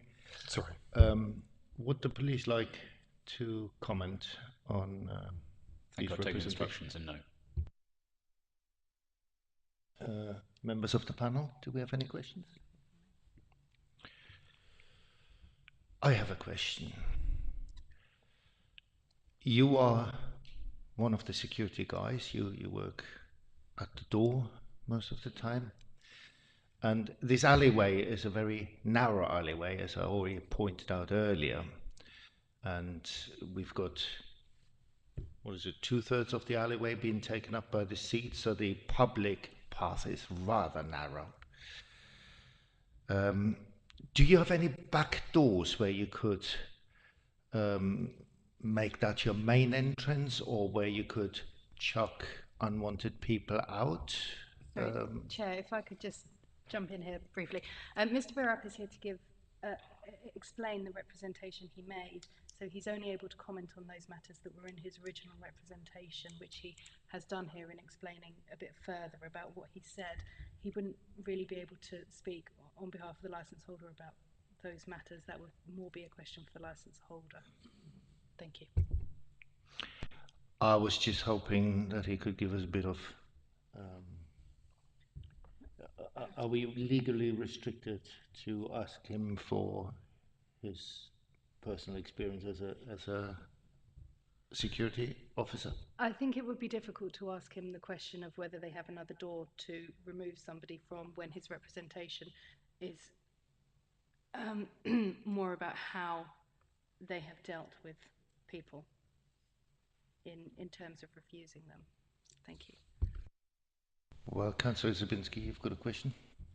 I'd just like to ask you how many members of the general public are wandering around at between 1 o'clock and 4 o'clock in the morning down that alleyway? I mean, it's very few and far between, and those individuals that may do walk through and there may be an incident happening, we do make sure that they're not involved and they're far away, and we'll hold and we'll block off that area so no one else vulnerable who's not involved in that situation gets any harm done to them.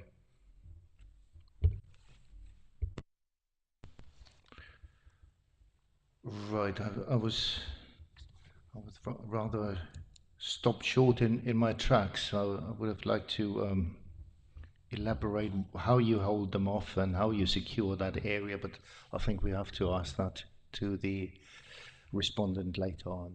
Thank you very much for your time.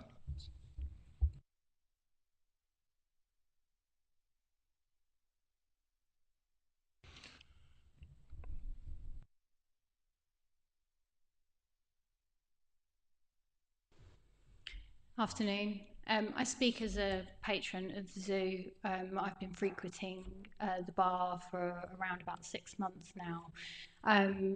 As a woman going there, maybe with 1 or 2 friends, so not large groups, I have always felt very safe. In fact, it's not even a thing in my mind.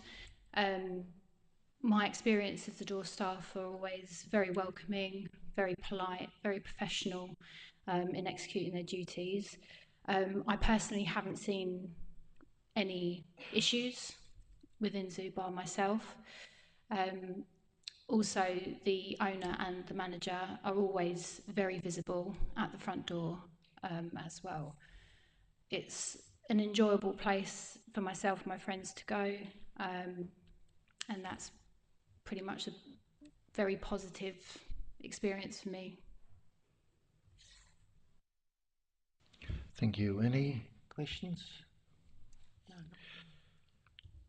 As a customer, how much of your time do you spend in the outside area of that?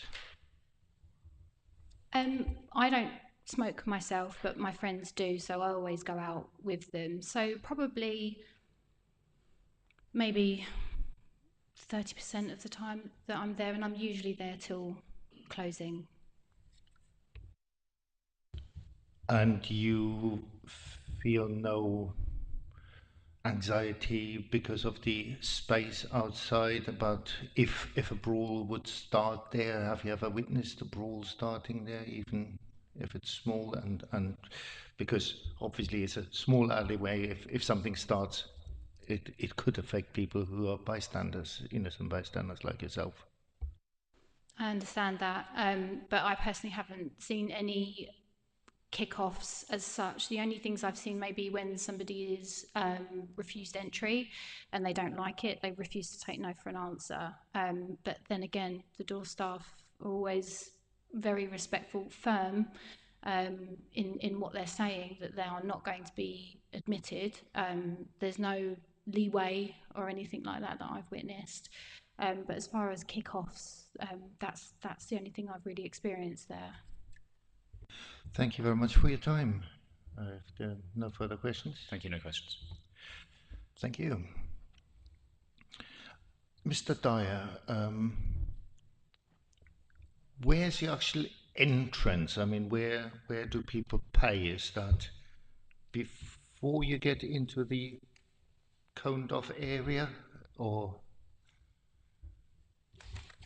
I think we have a map on, yes. what was it, page 49? No. Is it? 50, no, 49.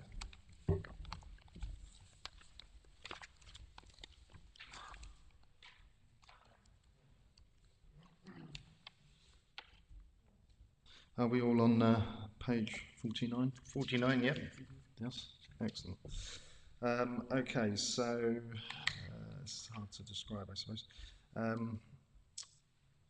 At the bottom of the photo or the picture, at the bottom line, our entrance is the sort of green square where it says temporary stage. It's actually to the left of that, in the middle, in that area. So it's that's correct, I believe. That's correct, yes. Okay. So in that entrance square there, which is basically the end of the overhang from Muggleton Inn next door. That is right at the end of the arches, isn't it? Yes, it is. That's correct. And where it says temporary stage, is that where that pink bird is sitting on, which one guy is swinging on one of the That's videos? the other end, where it says temporary bar, almost. Where's temporary bar? Oh. Okay, so I misinterpreted the video then, I suppose. Yeah, it's the other way.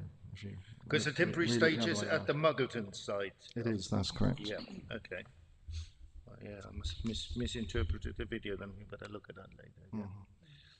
Yeah. Okay, so, and the entrance to the left of the map, where we see people being thrown out occasionally on the videos, that is not an entrance, that is...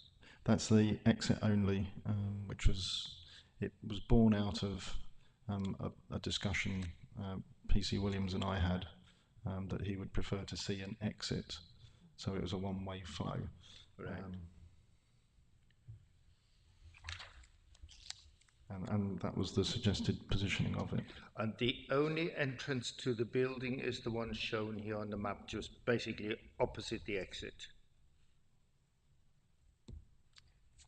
Sorry?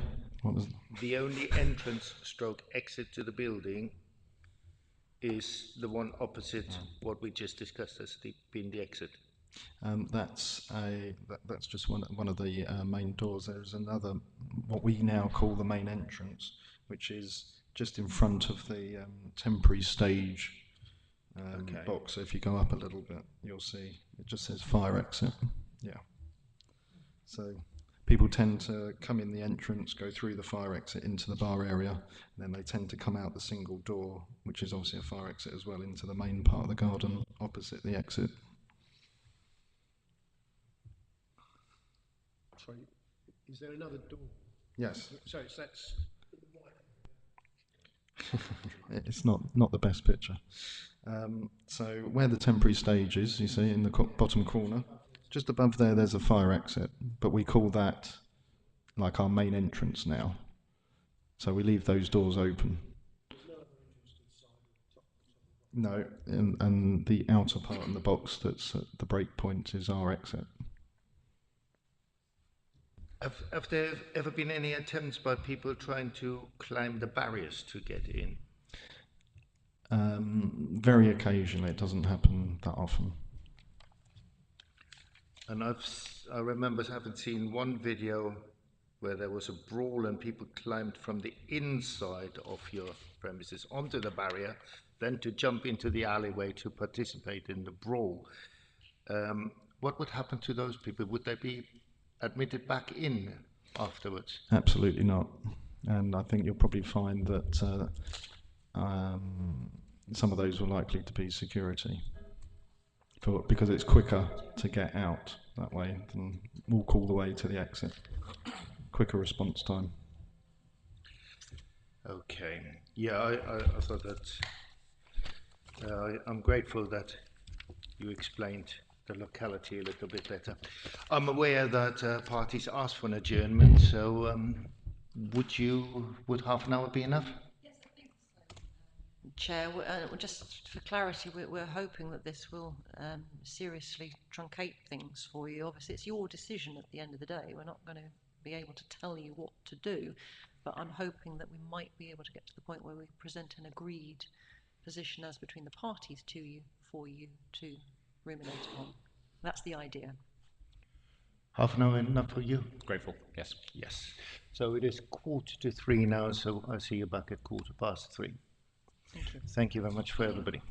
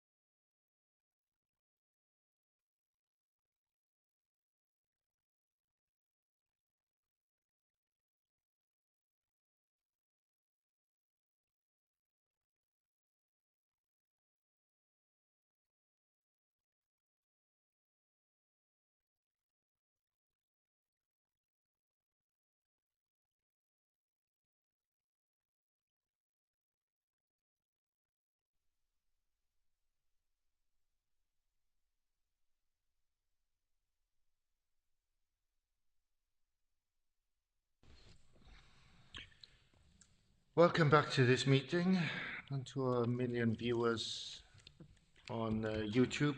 This is still the application for review of a premises license under Licensing Act 2003 for the zoo at 10 to 11 Market Buildings, Maidstone.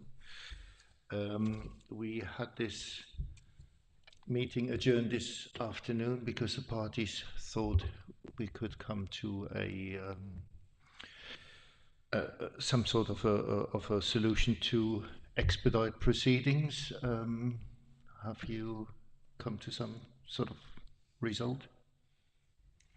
Chairman, we have. Thank you very much indeed for the time. I think we have reached an agreed position. We were just in the process of writing that up for you. It's obviously your decision for the committee at the end of the day, but it may assist you if the police and the licensee can come to a compromise that both parties are content with and present it to you as an agreed position.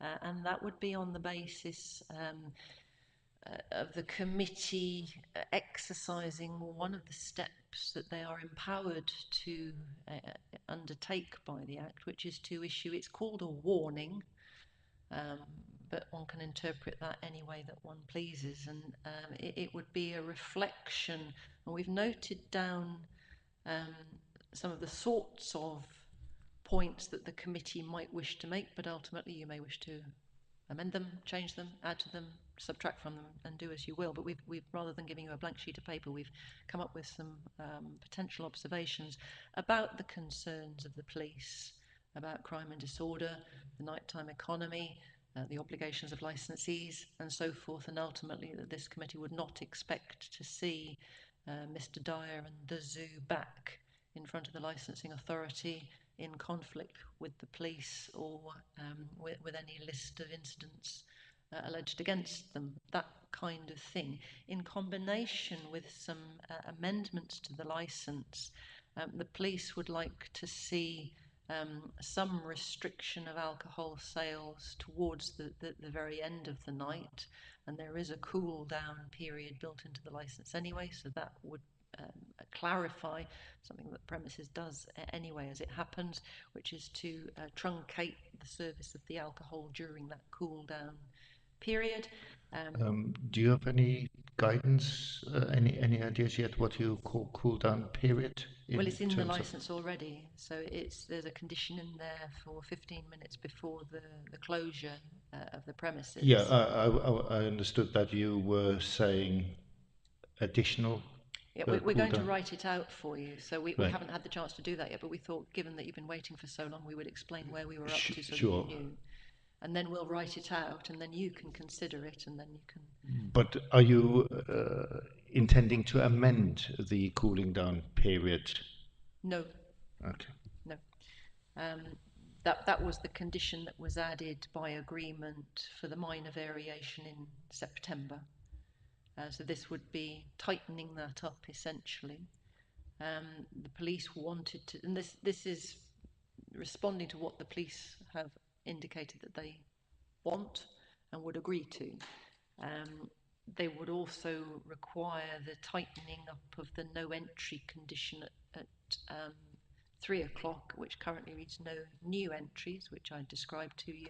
Some people can go out to the ATM taxis and then go back in again. That's to be tightened up, so you can't go in at all after 3 o'clock, even if you have been in previously. We needed to get rid of the condition about the NTE meetings. Please agree to that because there aren't any. So that would not be appropriate to leave on the licence. I had a concern about the condition requiring the deployment of 2 SIA door staff to the high street.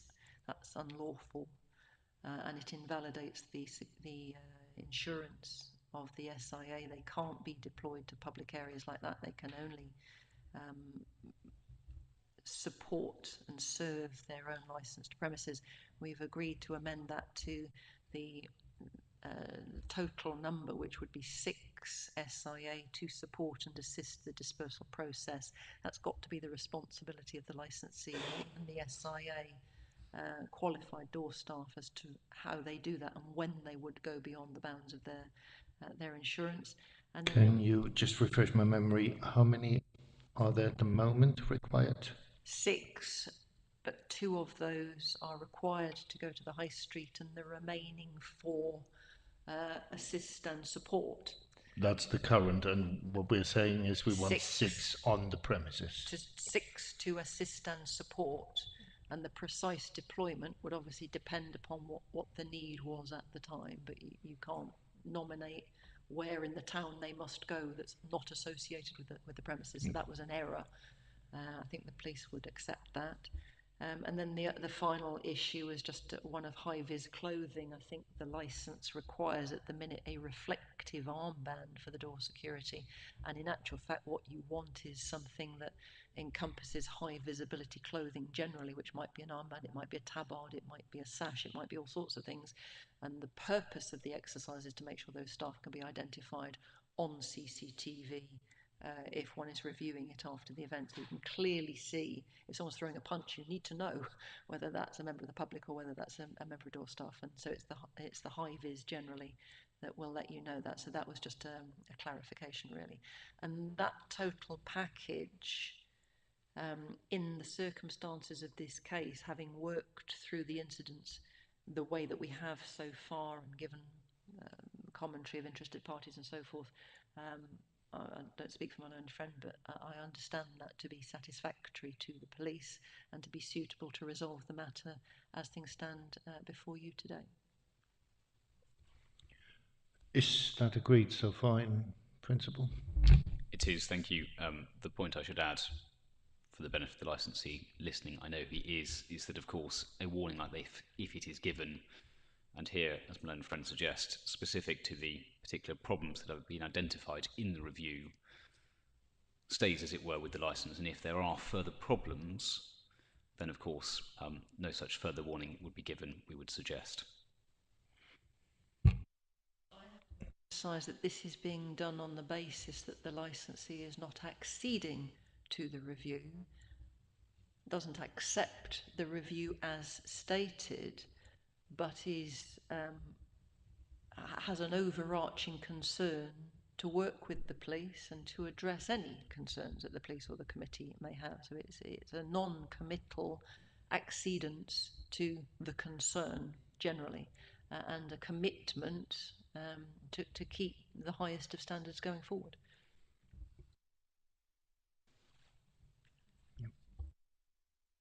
Just one question on the door staff. So the amendment, the additional door staff, the 6, would they be on from 11 p.m. as per the other condition, or is it intended that they start at a different time? Thank you. So I think there may be some potential confusion there as to what is currently in the licence as one of the conditions, and having door staff on at all. One of the final conditions you'll see is to deploy 2 SIA door supervisors to the high street 50 minutes prior to closing, so it's specific to the closing aspect. That's what's said to be unlawful. Yes, sorry. No. There's a condition earlier on that says further members of door staff will be required on duty from 2300 hours. That may simply be referring to the earlier condition, number of door staffs.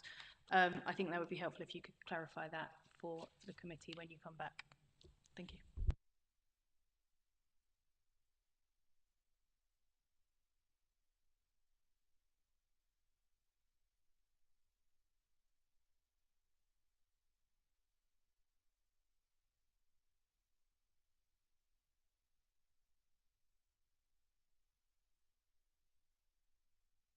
You taking instructions? Or can we? In relation to that first condition in relation to door staff being on premises, obviously if, for example, the premises is particularly quiet at 11 o'clock, having 6 staff on is not needed. That gives some flexibility. I'll discuss the matter with my learned friend, but obviously the 6 staff to aid dispersal is intended when the premises is busier, and that's why a number is given at that point. But perhaps I can discuss it with my learned friend and clarify as required.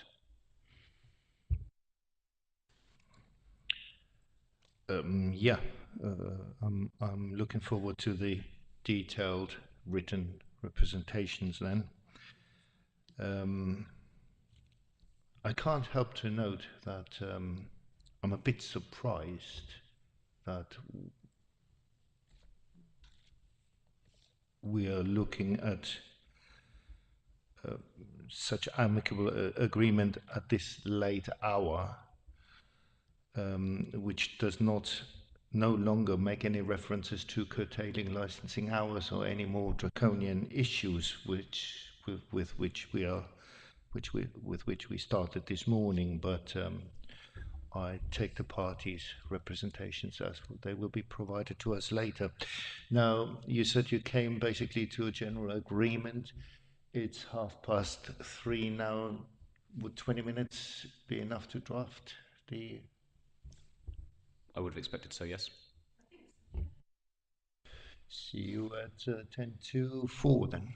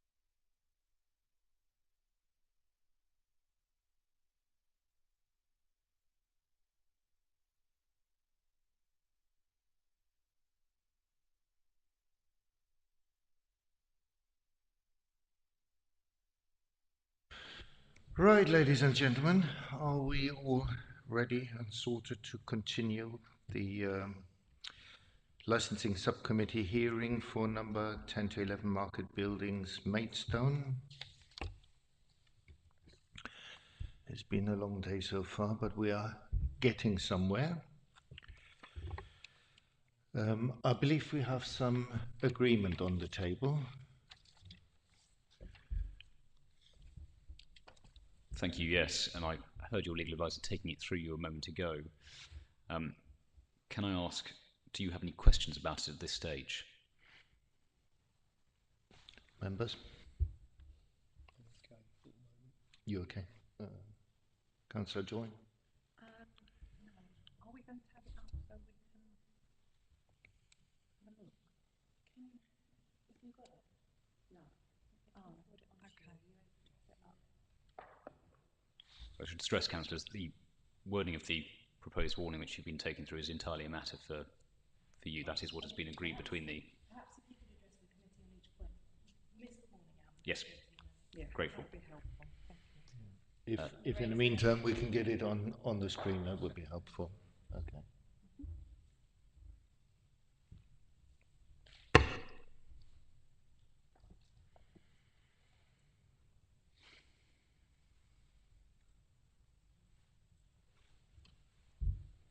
Any chance to put on that screen? I can't get it on the other screen. Okay.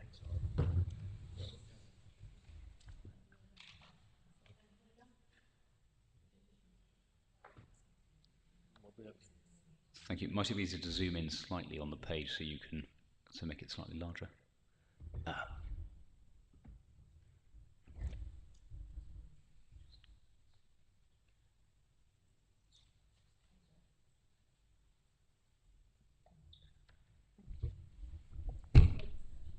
Of course. The first amendments proposed, offered by the respondent, is that the sale and supply of alcohol should be limited to 9 to 6:30, so that's a 30-minute reduction in that initial time period. That's in addition to one further amendment I shall come to in due course. The second is the deletion of the Nighttime Economy Forum. You heard earlier that those meetings are no longer being organised by the police, and so therefore that cannot remain and should be taken out. So that's proposed to be amended now simply to a representative of the premises licence holder will actively participate in the NightNet radio system which maintains that protection. At point C, condition providing there will be no new entries to the venue after 3 AM, excluding those that have been in the venue earlier. That is to be amended to there will be no entries to patrons of the venue after 3 AM. Just taking you through that for a moment, the addition of patrons within that wording, quite properly suggested by my learned friend, is would you prefer us to ask questions afterwards, or can we just butt in with questions? Sir, you're welcome to butt in whenever you feel. If I may, with a 3 o'clock timing, I noted going through the papers and the incidents that most antisocial behaviour issues happen around 3 o'clock or after 3 o'clock. I think the 3 o'clock deadline may be a little bit late. What are the parties' thoughts on bringing that time forward by half an hour? Chairman, the police are content with the draft as proposed. As you'll appreciate, it has been agreed between the parties. You may have seen within the bundle at Appendix 13, that was the letter from July last year. Now that proposed an amendment to reduce the licensed activities 9 till 3, but the police do recognise that currently, of course, those activities are permitted 9 till 7, and that reducing the entrance that can go into the bar and then those that leave presents an adequate compromise in terms of the entitlement of the Zoo Bar to conduct its business with promoting the licensing objectives. The police's understanding of how the venue operates at that point in the night is that it's one of the only venues that is open and therefore provides a late night venue for persons to go to. By changing it so that if people leave they cannot re-enter, the police are hopeful and content at this stage that that will reduce instances of antisocial behaviour, crime and disorder sufficiently. But of course, this does not prevent the police from taking further action if this does not have the desired effect. But as I say, at this point, they are content this strikes the appropriate balance. Since the police is content with it, I take it, and there's no need to ask the respondent to reply. If I may move on, at D, assuming there are no further questions on that, point C, condition providing all security staff will display their name and badges by way of a reflective armband. The licence holder asked if that might be amended, and the proposed replacement for that is all security staff will be clearly visibly identifiable and display their SIA licence card. The purpose of that, as Malone outlined earlier, is so that you can tell who the door staff are. I understand there were some concerns about door staff not having the particularly reflective armband, and that causing some issues. What is hoped by the amended condition is that it avoids that, but still maintains the intent behind the condition. Sounds good and reasonable and achieves where we are going to. Would it be useful to put identifiable by CCTV, that we are making the point that that we had problems identifying staff on viewing CCTV? Condition as worded is wider, and you might need to identify on the ground as well. So if police turn up and they see two men fighting, or two women fighting for that matter, they might need to know with their eyes who's who. So the wider wording covers both. The narrow wording introduces identifiable on CCTV. So I'm not sure it takes us anywhere. I do concur with my learned friend. That would be the purpose behind it, is to cover all ambits rather than narrowing it to CCTV. If someone is clearly visibly identifiable on the ground, you'd expect it on CCTV, but you can't guarantee it. The resolution of CCTV cameras are obviously not as good as the one of a human eye, but since both parties concur, I will not elaborate on that point. I'm grateful. Point E then, and the point that was raised here was about numbers of door staff, and what is proposed here is that the three conditions quoted, so starting when, starting further and starting to deploy, those are simply replaced with additional deployment of door staff shall be in accordance with a security policy that shall be agreed in advance with the police. This does not, and I make clear, delete the requirements for certain numbers of door staff depending on certain numbers of patrons. It simply introduces an additional requirement for door staff to be in accordance with a security policy. That security policy would be on a risk analysis basis, and police are content with that as a way forwards. It's proposed that be provided within 14 days. Well, I'm going to ask for 21 days, actually, because we will all need to bounce this draft policy around between us until it's agreed. And no objection. 21 days if the committee is content. And in the meantime, the licensee undertakes to stick to the pre-existing condition, and then once that policy has been agreed with the police, they'll switch to the ongoing policy. And the advantage of the policy is that it's easier to amend in agreement with the police going forward. You don't have to keep changing conditions the whole time. You can just reword that policy as required. That was precisely what was on my mind as a question. It's a rolling situation which can be amended if and when problems occur. It's worth pointing out, and this is with agreement with the police, that none of their concerns have ever been based upon the numbers of SIA. There's never been too few for a situation, so it's not expected that it will be a problem. The 3 is a bare minimum. The premises has always deployed significantly more than that and will continue to do so, but they're in the best place to know when, how and where, with the police supervision and oversight. Okay, do we have any, I haven't read all the following conditions. Do we have any specifications that all security staff must be SIA approved? Mandatory condition anyway.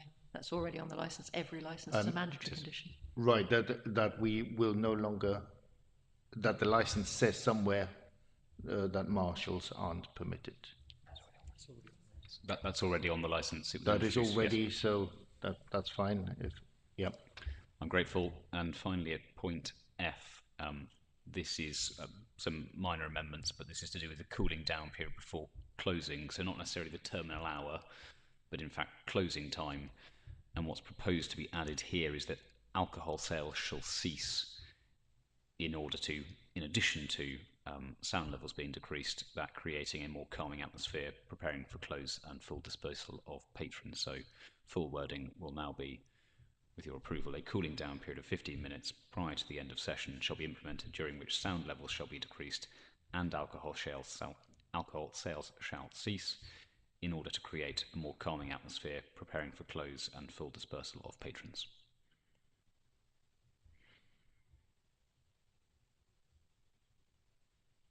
Can I assist you any further at this stage? That's the whole lot then, yeah, the full agreement. That is. Members? Councillor Joy?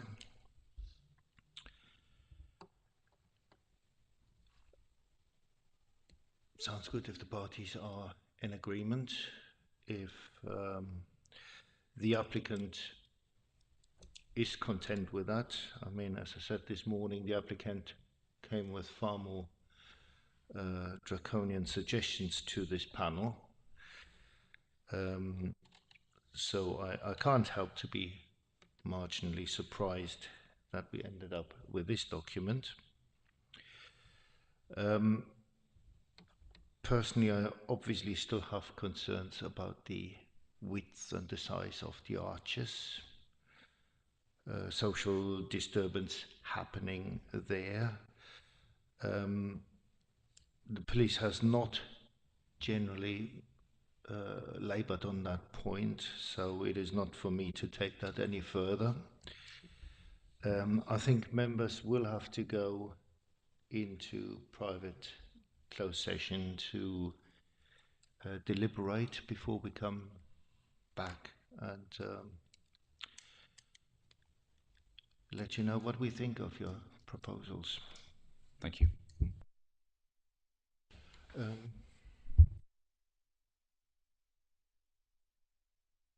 We adjourn for another 15 minutes.